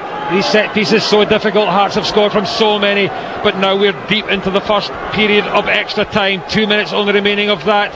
Off to the sideline goes Jankowskis with the physio Andy Caldwell. Stephen Presley though is up there. Can he round off this fantastic season for him? It's Scatchell with the free kick, swinging high towards Presley again. Main attacks it with aggression and confidence and hangs on to it. Yeah, super hands again there. He's looked very solid, Alan Main, and every free kick it's went in, went for it. He's made a great contact with a punch or held the ball. Well, he had a winner's medal only 2 seasons ago in the League Cup with Livingston as an unused substitute, and Hearts have given it away. Forward again, go Gretna, picking himself off the floor. He goes to ground eventually. Grady looks to the referee, very disappointed. I thought he had a case for a free kick on that moment, but not given. Innes again wins a header on the halfway line. Up goes Grelliato into the air, and Hearts pick up the loose ball. Great quick feet, Mikalunas. Now there's something on. It's 4 against 4. It's Mikalunas twisting and turning, going all the way, an amazing dribble, and taken by Stevie Tosh, and Stevie Tosh gets a yellow card. He's a little bit unhappy, and I think Gretna should be a little bit unhappy, because I felt that was a free kick up at the other end with Grady, and the referee, although trying to play advantage, he didn't get any advantage whatsoever, and I think Steve Tosh there just getting a little bit of retribution going. With his actions you could see that he was unhappy with the referee's decision. 30 seconds only remaining of the first period of extra time in the Tennent Scottish Cup final. Hearts 1, Gretna 1.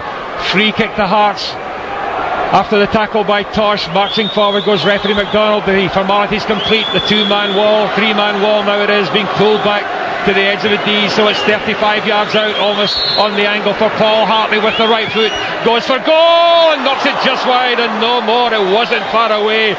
Main flung himself despairingly there.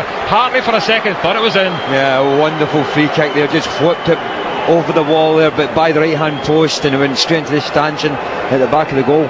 That was better, Willie. It was, yeah, it was a decent effort, but I did feel that Alan Main saw the ball. I thought he had it covered within his sticks, but it was a decent effort by Hartley. We're at added time in the first period of extra time.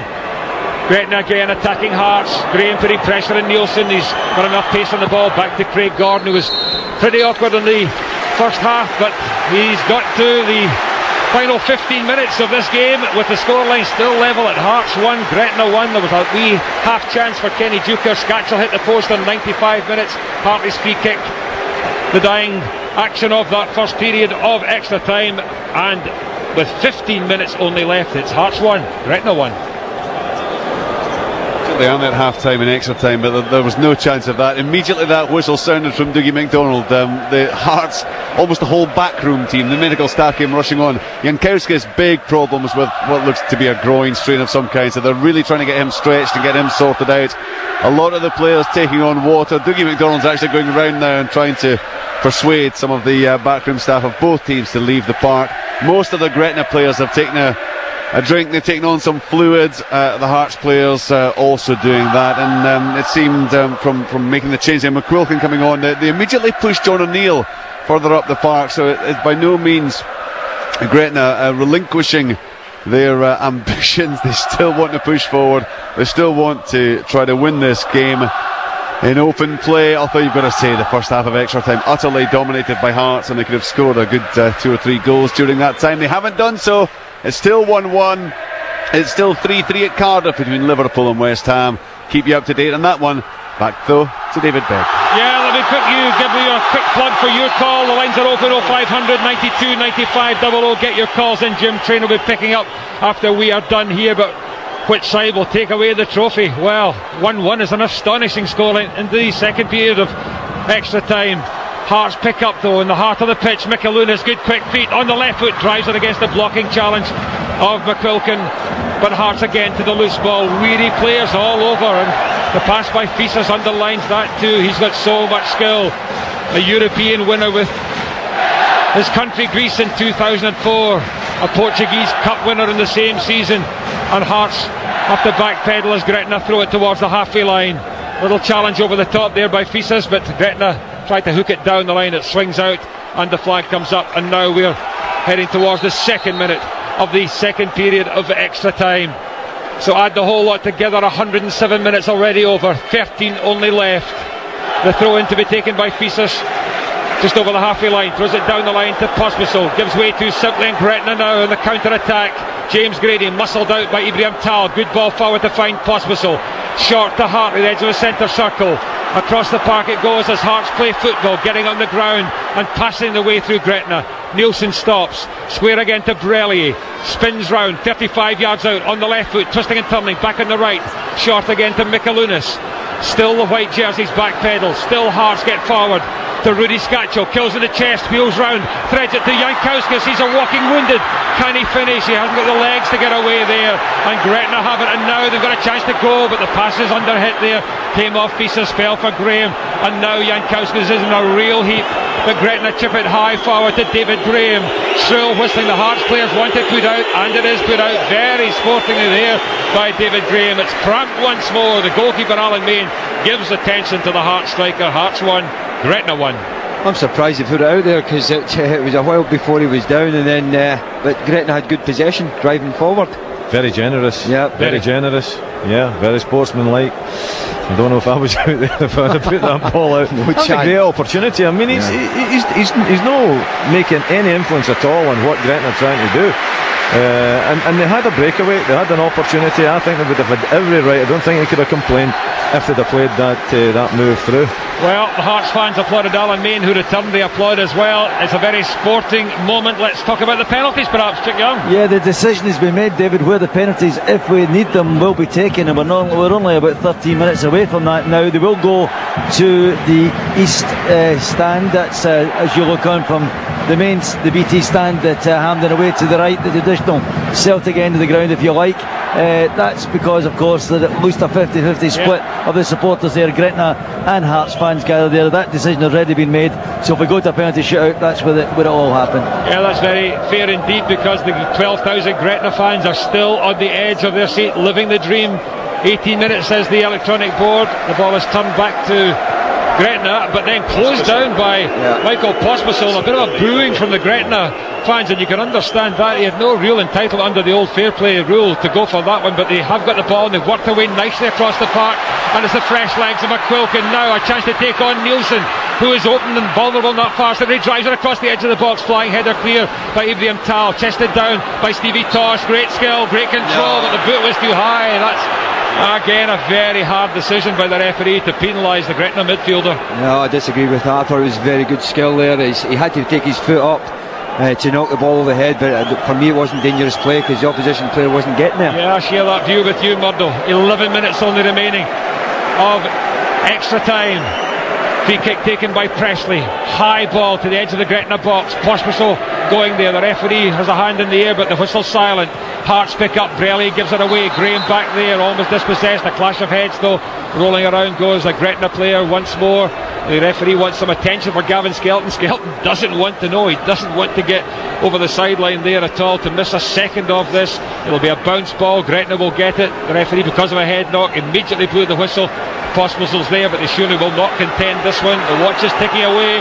We're heading for the ultimate drama in the Tennent Scottish Cup final, that of an agonising penalty shootout, and it will be a hard moment for one player. But is there a player to get a winning goal? It is a contested bounce ball.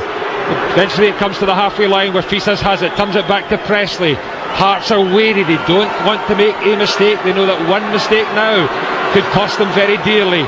Long high punt by the skipper down the middle, flag up for offside against Pospisil, and the Gretna fans cheer. He's frustrated by the whistle and by the flag. Hearts 1, Gretna 1. Yeah, I'm surprised about the last drop ball as well, David, because it's a referee stop play, not so surely he should have been saying to whoever was in possession of the ball, you can get became possession by one of the opposition players giving you the ball back.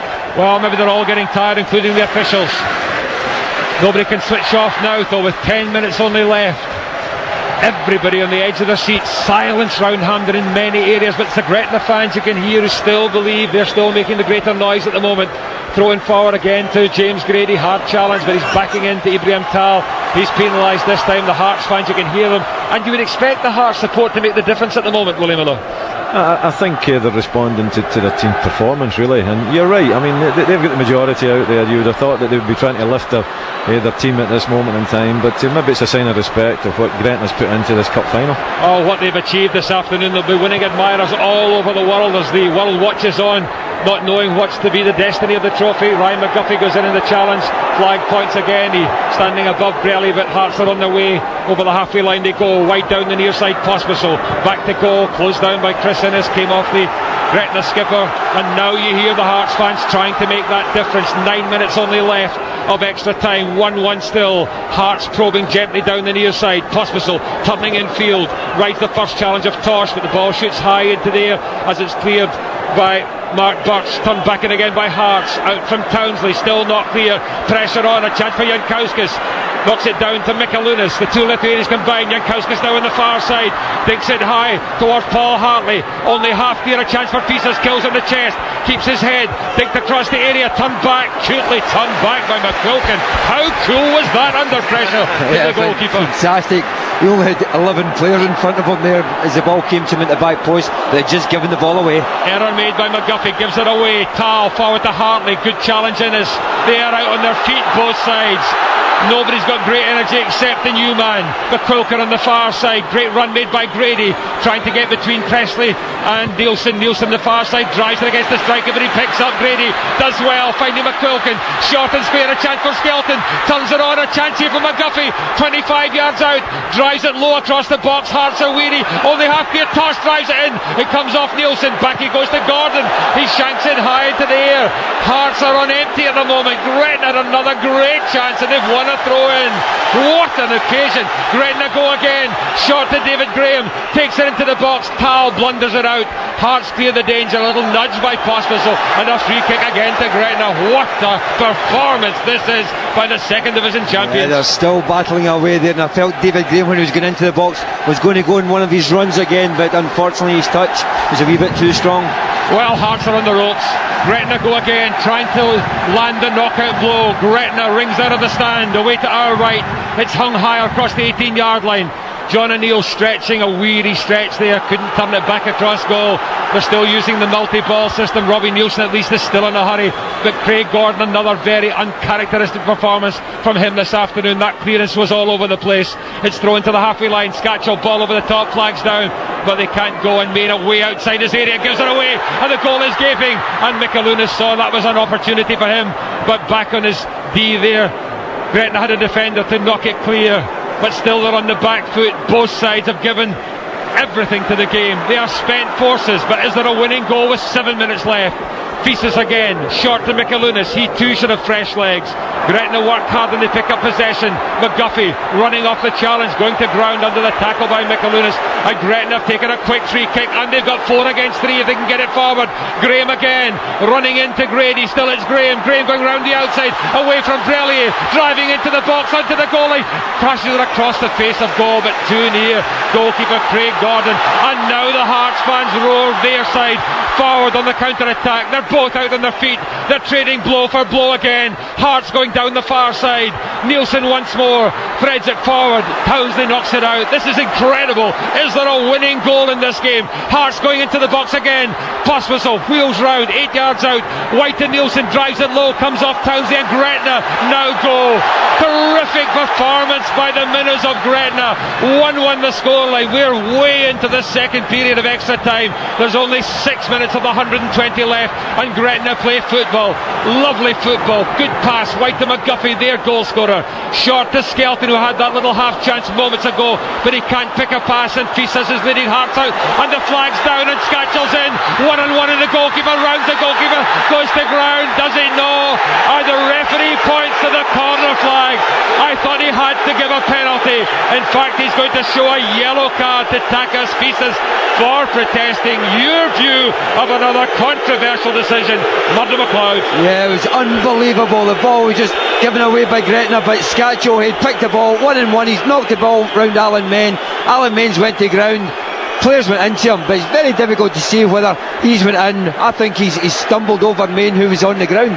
He's got to go down. He's got to go down. I think the referee's played the advantage. He thinks he's going to get to the ball. If he'd have went down, the referee would have had to have made his mind up then whether it was a penalty, whether it was contact or not. Made contact with him. I think he made contact with Main, who was sitting in the ground. I think the referee got it right. I have to say, I think Dougie McDonald got that one spot on. But it's a corner kick to Hearts. They've got a chance for glory with 5 minutes of extra time left. It's Paul Hartley across the 6-yard line, knocked out by the weary Gretna, but they had tried to play the offside trap and they couldn't get back, and Alan Main did just enough enough to put off Rudy Scatchell. It's Mikalunas on the far side, hangs it high. Baines underneath it, under pressure and hanging on to it as he falls back and almost collides with his right hand post. The Hearts fans are booing. They will feel a sense of paranoia and a sense of grievance, but my message to them would be that that wasn't a penalty. Yeah, Main was on the ground, he was on his backside there. Scatchell knocked the ball round the other side of him, and I think Scatchell fell over the feet, but he's tried to stay on his feet. Credit to the player, and he went down. You wondered which way he would point. The referee is pointing at the watch and he wants Paul Hartley to come to him. They're losing their discipline and their disappointment, their hearts, and the yellow cards are flying for them at the moment, and Paul Hartley's not at all happy. He feels that was a definite penalty, trying to lead his side to the midfield, gets the yellow card, joining pieces and the earlier booking for Scatchell in his celebration for the goal. Yellow card for Mark Birch and Stevie Tosh. This is a colossal contest, an absolute battle of wills, and both sides refuse to flinch in the final moments of the Tennent Scottish Cup final, with now under 3 minutes of extra time left. Davy Irons spreads his arms. He knows that one moment of magic will win the trophy for his team. There are 21 players inside the Hearts half. It's to be a free kick for Gretna. Hearts are disconsolate, feeling they should have had a penalty. Skelton will deliver from 40 yards out with the left foot, trying to find a head in white, a long ball into the area. Hearts blunder men at it, but a little nudging there by Chris Innes. The Gretna skipper is penalised. A derisory shrill roar from the Hearts fans. 2.5 minutes left. It would be cruel now for there to be a winner, but it's going to be cruel for somebody in the penalty shootout. Without a doubt, and we're going to go to the penalty shootout, but as you said, it would be very cruel of whoever scored just now for the opposition, because both sides have given their all. Both are out on their feet just now. A nudge there by Pospisil. Referee again, brilliantly placed to blow the whistle. An arc of shadow there in the goal to our left. But what a performance it's been by Alan Main. Excellent handling. There'll be perhaps a little bit of added time, but there's only 2 minutes of the regulation 120 now that we're in extra time. Gretna searching for that winning goal, that glory goal to cap the fairy tale. The dream lives on. High into the edge of the Hearts box. Tal had a look, it was too long. Grady pulled out of the run, having started it there, and Tal was able to let the ball run out. And now we're into the final 90 seconds of extra time. Penalties beckon. Is there a big player for either side? Craig Gordon goes long and high, straight over the centre circle, and nudge again in the back of Chris Innes by Michael Pospisil, and it's another free kick to Gretna. They are certainly trying to get forward, but they are exhausted. Hearts are equally spent, absolutely out on their feet. Both sides trudging through these final few moments. Somebody knows that there might just be a half chance. You look for someone like Graham. Grady still believes. He's hanging up his left hand, wanting the ball played into that area, but Townsley on the free kick goes wide to the far side, taken down by McQuilkin. Has a chance to go at Mikalunas, but dispossessed by Mikalunas, and Hearts might break out in the final minute of extra time. Brelier, again they've got 4 forward, threads it down the middle. Innes attacks the ball though and takes it away from Hartley. In goes Tosh, totally committed, wins the scraps from Mikalunas. McQuilkin for Gretna, one last chance, great run by Graham in theory, and knocks it down. A chance here for McGuffey on the right foot, drags it across, goes for the turn ball on the 6-yard line, plays it again, Stephen Presley, and would you believe it, as we move into the final 20 seconds of extra time, it is Gretna who have a corner. Quite incredible. Every Hearts fan in the ground held their breath there as the ball just broke there from McGuffey there. Good strike, and then it was just deflected back to him, and then he's won the corner kick. Taken by Skelton, high to the back edge of a 6-yard line. Easy for Nielsen, knocks it down the middle. Hearts have a chance to go on the break. Mikalunas forward towards Hartley, who gets a little nick on the ball. Across goes John O'Neill. The 1 minute of added time is now underway, and Hearts are going, looking for a winning goal. Paul Hartley with Townsley on his shoulder. Townsley holds him up there. Gretna do enough now, they're back and organised, and the ball's over the sideline, and Hartley has a kick there, and Paul Hartley will get a red card, a second yellow, and it's the end of the afternoon.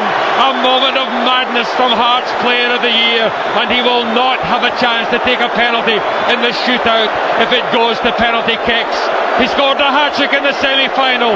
It ends in ignominy for Paul Hartley as he receives a red card, the 4th in the run of play to be sent off in a Scottish Cup final after Buchanan, Aitken and Walter Kidd, the Hearts player. They were all captains. Now we are into the final act here in added time. It's Robbie Nielsen, high from the left touch into the 6-yard line. Main soars and batters it clear down the middle. Underneath it, Stephen Presley heads it across. Grady puts pressure on Ibrahim Tal, and it's Hearts defending down to 10 men as the final whistle goes at the end of extra time.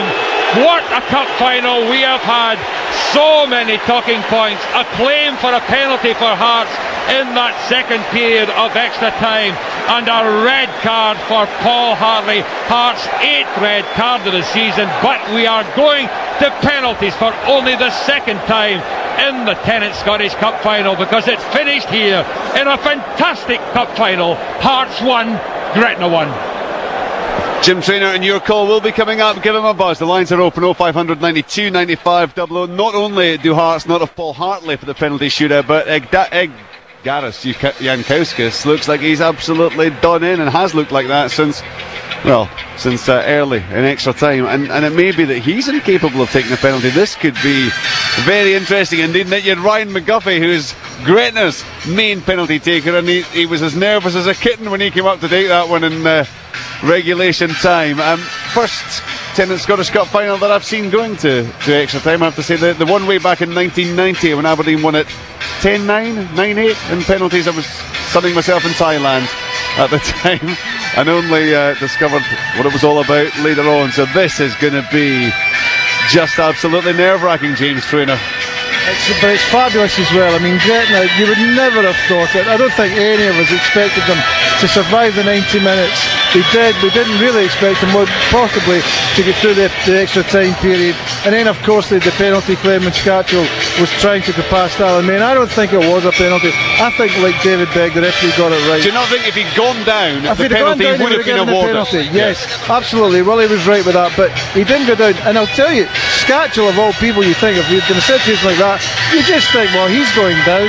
He didn't, because I think he obviously thought he was going to score the winner. But you know, I think the referee didn't go down. I don't think it was a penalty anyway. But I mean, Gretna and a penalty shootout, and it's now 50-50.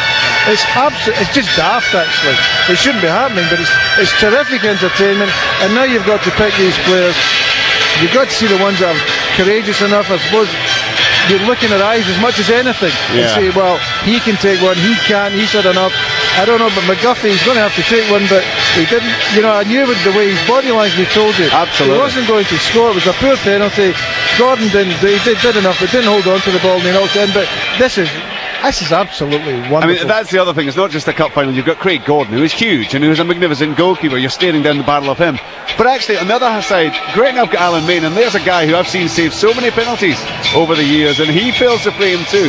He's maybe man of the match. No, you're looking for the man of the match this afternoon. Alan Main must come into that category.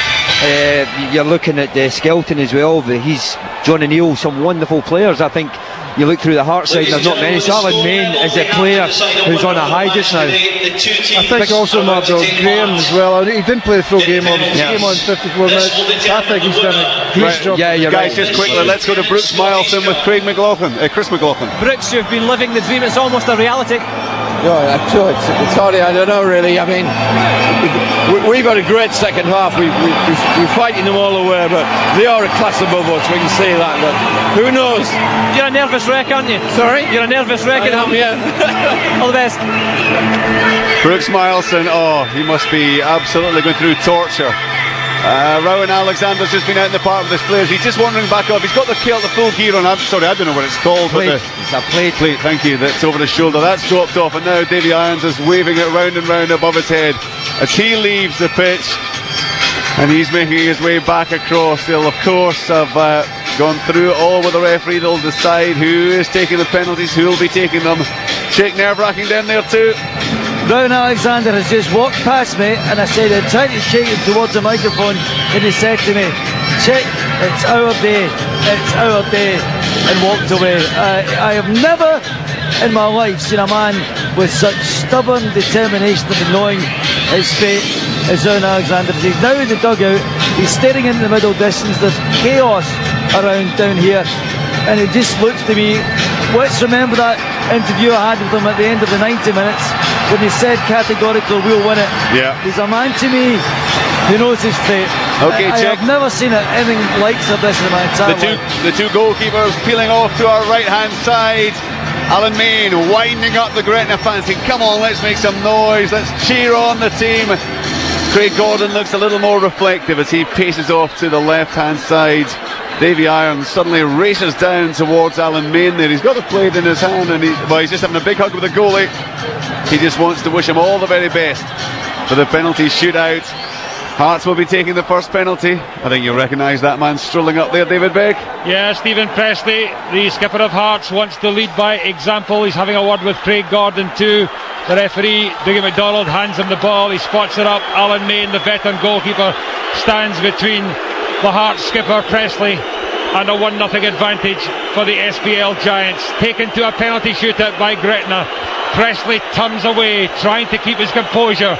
Main on his goal line. Presley comes off the 18-yard line with the right foot and sends the goalkeeper the wrong way and clips it high into the right-hand corner. Presley scores. Hearts 1, Gretna 0. Really well taken penalty, Mumble. Yeah, very cool as well, because he just went up there and just lifted the ball just about 6 inches inside the left-hand post, but a very good height that the goalkeeper would never get near, even if he went the right way. James Grady, the pressure of the whistling from the Hearts fans. He has scored the penalty this season against Forfar Athletic. He's in a hurry, spots it up. Craig Gordon composes himself in the goal, and it's Grady with the right foot and blasts it into the roof of the net, straight down the middle. Power took it past the goalkeeper Gordon, and it's Hearts 1, Gretna 1. Great penalty, Willie. It was fantastic penalty. I mean, he didn't mess about, did he? He was determined that he was just going to run up to that ball and put it in the back of the net, and that's exactly what he did, hitting it high into the roof of the net. And now we move into the unknown, because there's no Paul Hartley. Remember, their talismanic penalty kick taker, 8 out of 8 this season, but it's Robbie Nielsen with that great goal line clearance. He had saved Hearts earlier. Can he put them in front in the penalty shootout? He does. Again, Main goes low to the left, but the ball is trundled in to the other corner, and it's 2-1 for Hearts. Yeah, very cool penalty kick. Alan Main going the wrong way there, but Nielsen, very cool. Same side as Stephen Presley, but just rolled the ball along the ground. Mark Burke stepped forward, the 29-year-old from Stoke who came from Carlisle. Just the one goal this season, nothing in 2006. But he can have a good rattling shot with the right foot, just short of the 18-yard, and he's in a hurry too. Forward he comes, and again it's perfect. Gordon went to the left, the ball went to the right, just inside the post. It's 2-2 in the penalty shootout. He's tucked it away nicely, isn't he? Sending the goalkeeper the wrong way again and putting it into the back of the net. I think it's a decision now for goalkeepers, which way do they go? All the penalties have been taken to the right hand side. Does Alan Main decide to go that way, or does he stick to the left hand? Mind games. Rudy Scatchell comes forward now. Scored in regulation time. This might be the last time he will ever kick a ball for Heart of Midlothian. This is a vital moment. He's going with the left foot. The goalkeeper on his line. Scatchell comes racing forward and scores again. Main goes to the left hand side, and again it's into the other corner. Scatchell joins Presley and Nielsen in perfection. Hearts 3, Gretna 2. Yeah, he had a run up about 15-20 yards there, as if he was going to thump the ball really hard, but he just side-footed the ball, just guided it into the bottom left hand corner. Again, Alan Main going the wrong way. Well, what pressure now beginning to build on the Gretna players. Derek Townsley first of all with the right foot on a very short run. He doesn't look terribly confident with that right foot, and it's saved by Gordon. The body language was all wrong, and Hearts have that vital edge in the penalty shootout, and despair for Derek Townsley. Yeah, he must be feeling as though he just wants to bury his head wherever he could find a hole somewhere, because it wasn't a good penalty, was it? You're right, the body language just wasn't correct. It was a short run up as well, and it was a tame penalty kick. Cruel for Townsley, but now a chance for Pospisil for 4-2 for Hearts. The goalkeeper has to save his club. He drives it into the net, and again it's that corner to the right of the diving Alan Main, who was going to the left, and Hearts are now within one penalty of lifting the trophy. 4-2. Yeah, I wonder if Alan Main will think maybe wants to go to his right hand side. He's just dived very early. Again, the exact same spot as the other 3 previous Hearts. Very good penalty kicks. So now Skelton must score here. Skelton must score. Craig Gordon knows that if he can keep this one out, the trophy belongs to Hearts for the 7th time. It's Gavin Skelton with the left foot and hits the bar, and Hearts have the Tennent Scottish Cup. A cruel miss for Skelton joining Townsley. Grady and Birch had kept him in the game, but penalty kicks from Presley, Nielsen, Scatchell and Costaso, and 2 misses from Gretna mean that Hearts at the end do have the Tennent Scottish Cup by 4 goals to 2 in the penalty shootout. Their players race away in celebration. Now they're in the far corner. There are hugs all round from the Gretna players to one another. They have nothing to be ashamed of. They have everything to be proud of. It's finished 1-1 after half an hour of extra time, but it's hard to lift the Scottish Cup for the 7th time and the first time since 1998.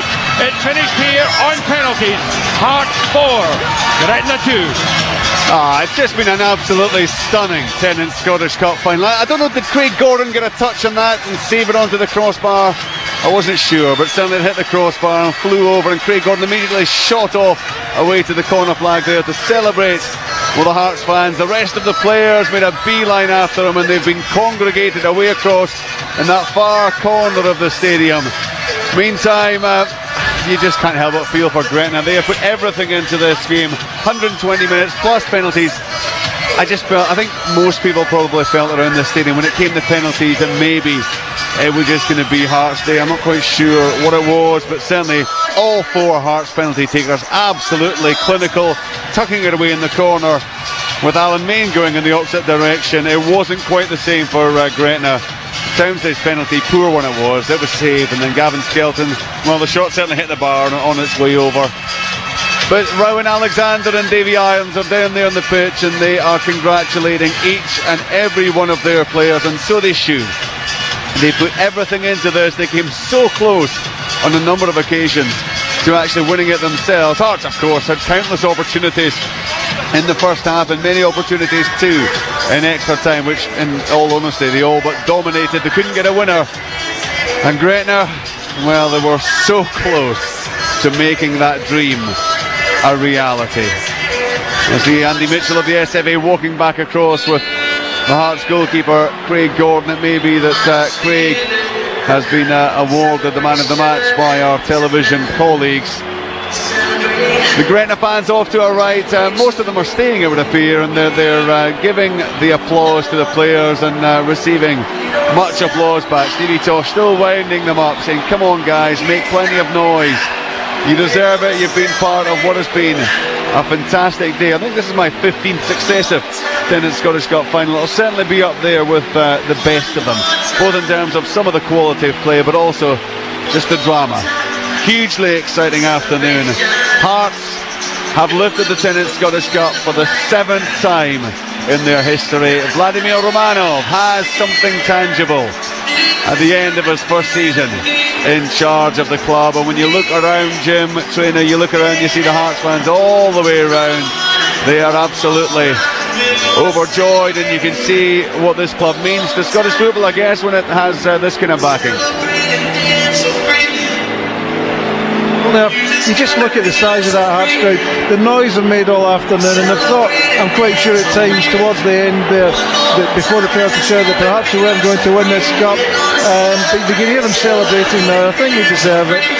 The penalty shootout, the penalties were actually superb, and you always felt that Craig Gordon, being the number 1 keeper, would have saved at least one of the penalties that he had to face. But I don't think the crazy thing is, Richard, that Gretna's supporters, who were absolutely superb as well, will be terribly disappointed because they thought they were going to win it in the end.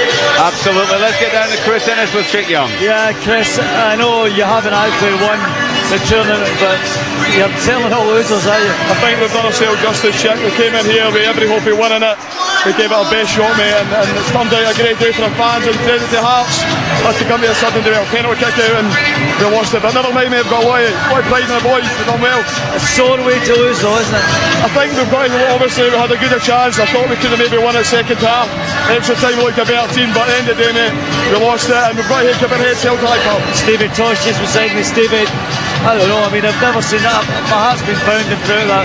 Proud as punch, Jack, proud as punch. You know, I know losers aren't looked upon greatly, but I think we were the winners today. I think Hearts will say that, I think everybody in Scottish football will say that. We were coming here, land to the slaughter, but I think we're actually the better team today. As the game went on, did both of you start to believe you were actually going to do it? It was actually going to happen? I was delighted when Gus missed. I didn't want an extra 30 minutes, so listen, we'll go away, we're going to enjoy our night, we're going to enjoy our summer, and we're credit to us, an absolute credit, and we'll try our hardest next season again. So yeah, Brooks Milson is on here. Brooks, what have you given this? I've never known it. I'm so proud of them. It was just unbelievable. I know a lot of them are in tears, but you know, to take them all the way to penalties, I think so proud. I can't tell you how I feel. You've just see the tears welling up in your eyes. Yeah. I understand that totally, what you've been through today. Did you begin to believe when it got in the end? Yeah, I did. I thought it was going to be ours. You've got to watch Hearts now getting the reward, but yeah, these supporters there as well. I know you want to go and chat about. Fantastic. Wonderful, isn't it? Brilliant, look at that. We'll talk to you. Well, he's absolutely lost for words, Brooks Milson. It's a very emotional time for him. I saw Davy Irons across having a wee hug and a kiss with his wife as well. It's obviously an emotional time for him too. Brooks and Rowan Alexander have been side by side, are hugging out there on the pitch. The Gretna players are making their way up to get their runners-up medals. Chris Innes leading them up there. Robbie Nielsen's down there with Chick. Robbie, I know the Hearts fans will forgive me for speaking to the Gretna boys close as you did a lap of honour, but that was one hell of an afternoon, was it not? Some game, they were sort of say the Gretna boys were magnificent, you know. You know, we were very lucky today, you know, to take it to penalty kicks. There were a lot of chances, we just didn't play at all. But, you know, we've won a cup and we're delighted now. You know, look back in history books in maybe 10 years' time and I don't realise how little we deserved it, but we're there. We'll accept it, you know. Yeah. You know, the fans have been magnificent for us. They came here in their thousands, and we're just glad we could give them the trophy, but just not the way we'd have liked. Did you have a wee worry at one point, Robert, that was slipping away from you there? I did a bit, you know. We were all over the place at times, you know. We played three in the midfield, three experienced boys, and you know, we just never seemed to handle it, you know. And they were on top of us for long periods of the game, but you know, we've won and we've got a party tonight. And congratulations to you, because at the end of the day you get up now to collect your Scottish Cup medal. Robbie, well done. And just in front of it now, Rowan Alexander's getting up there. He's still beaming, he smiles.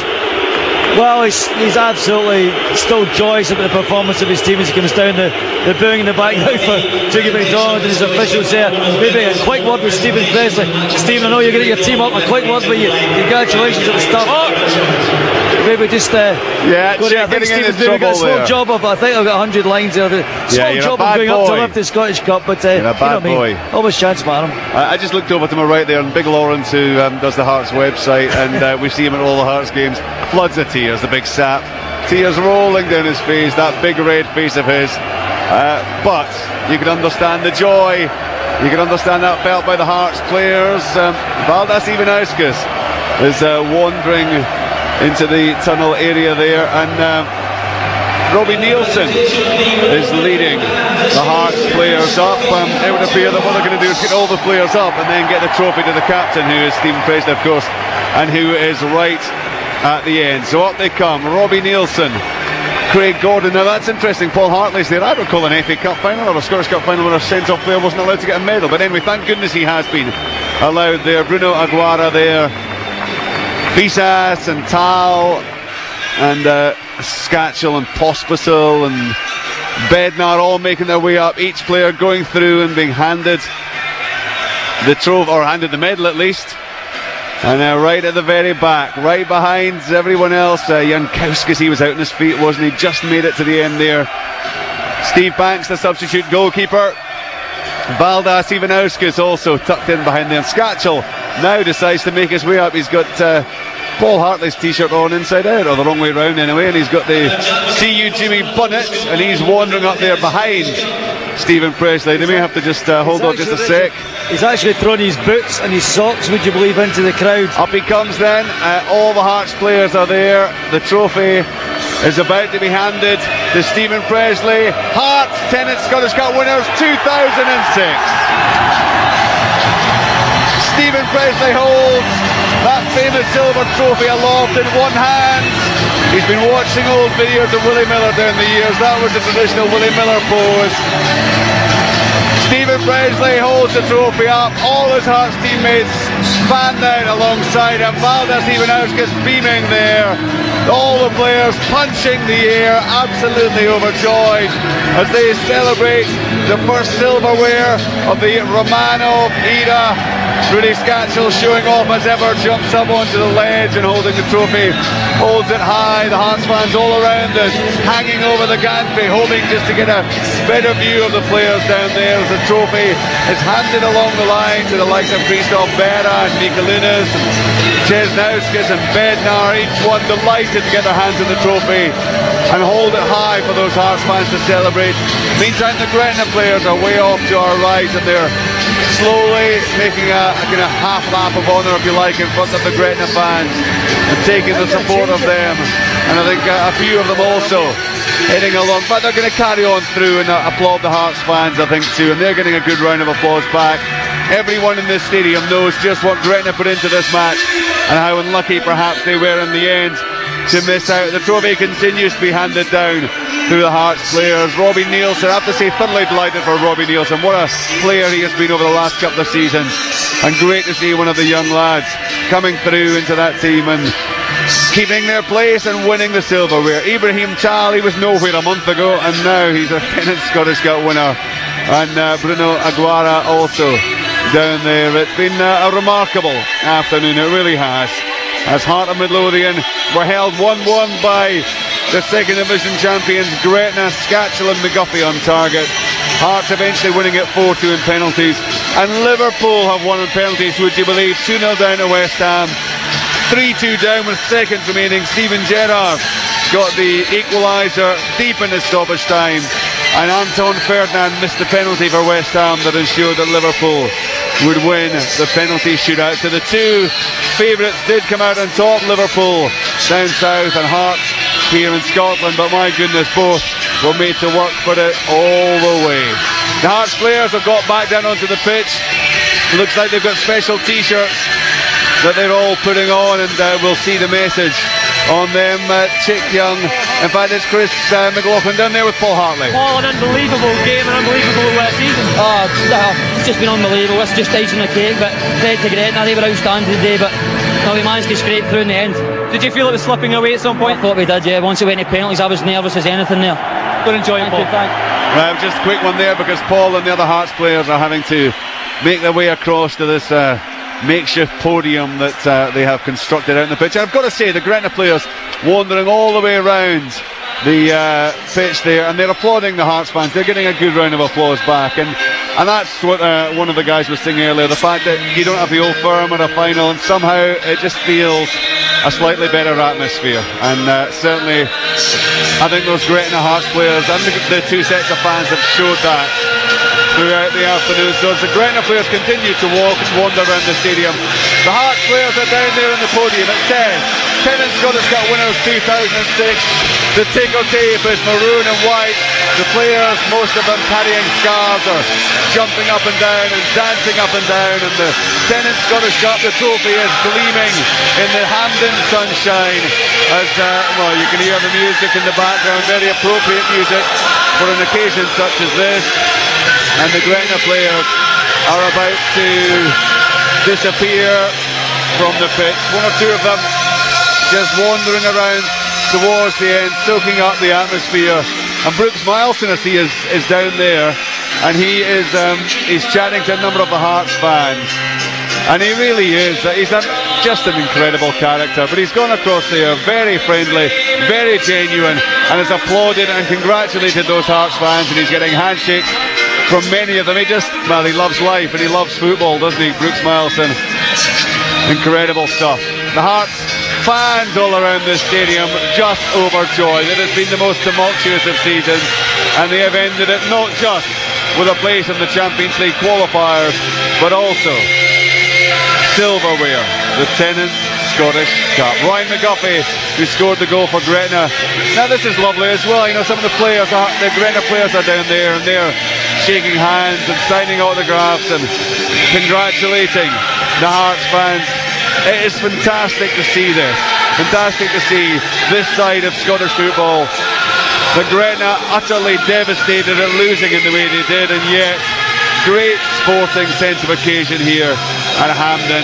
Gretna may have lost the match, but they have, as the boys were saying, won many, many friends with their performance, I'm sure. And they finally leave the stage clear for Hearts. There will no doubt be a lap of honour. The Hearts players have already actually been round the stadium in the aftermath of scoring that winning goal, or rather not scoring the goal, of the penalty being missed. The players then began to wander up all the way around the pitch, and they did a three-quarters lap of honour. Now that they have the trophy, I'm sure they'll be heading off back round to show that to the fans. They won it at Celtic Park in 1998 with that 2-1 victory against Rangers. They've won it here 8 years later at Hampden Park on penalties against Gretna. Chick Young is trying to seek the most advantageous position to try to get a word with some of these Hearts players. I see him hovering around just on the outskirts there. Some of the Hearts players are going on that run down, and they'll all do the dive, no doubt, over the goal line, which they do, and it's a great response. Valdas Ivanauskas thought about diving, then remembered he was wearing a £3,000 suit and chose to stay on his feet, it would appear. Chick has been left trailing in the wake, as you might imagine, of those finely honed professional athletes, despite the fact they've been running around for 2 hours and are absolutely done in. But he will eventually catch up with them, and I'm sure he'll get a few words with one or two of those Hearts heroes. In fact, 2 roving reporters down there. Chris McLaughlin with Rooney Scatchell, I think it is. Yes, it's a day. It's a game. Every final is time, 90 minutes, so don't have priority. But we don't play today good. What we deserve for this season, this victory. Thank you for our supporters. Amazing season for us, but we deserve this season. We deserve this victory. Are these seasons what you imagined they would be? Sorry? Is it how you imagined it would be? I don't know. Is this how you imagined it would be? Yeah, it's nice. It's fantastic. Right. I'm very happy because nice. I'm sorry, I think we're going to have to leave it there. I don't know if it's a combination of Rudy perhaps not having the best English or just the noise, but we really weren't hearing anything. But let's get down to Chick. Yeah, well, Chick, just absolute chaos in behind the goals. I was trying to have a word there with Stephen Bessie. We'll pick him up in a little minute or two. John McGlynn. John's fantastic. We talked before the game. You're loving this, aren't you? Yeah, we're delighted now, obviously. It was a struggle. Great credit to Gretna. It took us all the way. It wasn't really the performance we were looking for, but we're delighted to win the cup, you know. And this support, I mean, you look around the stadium, you talk about sleeping giants, you realise at this moment how big a club Hearts really are. Yeah, well, exactly. We are a big club. I think we're going to get bigger, you know.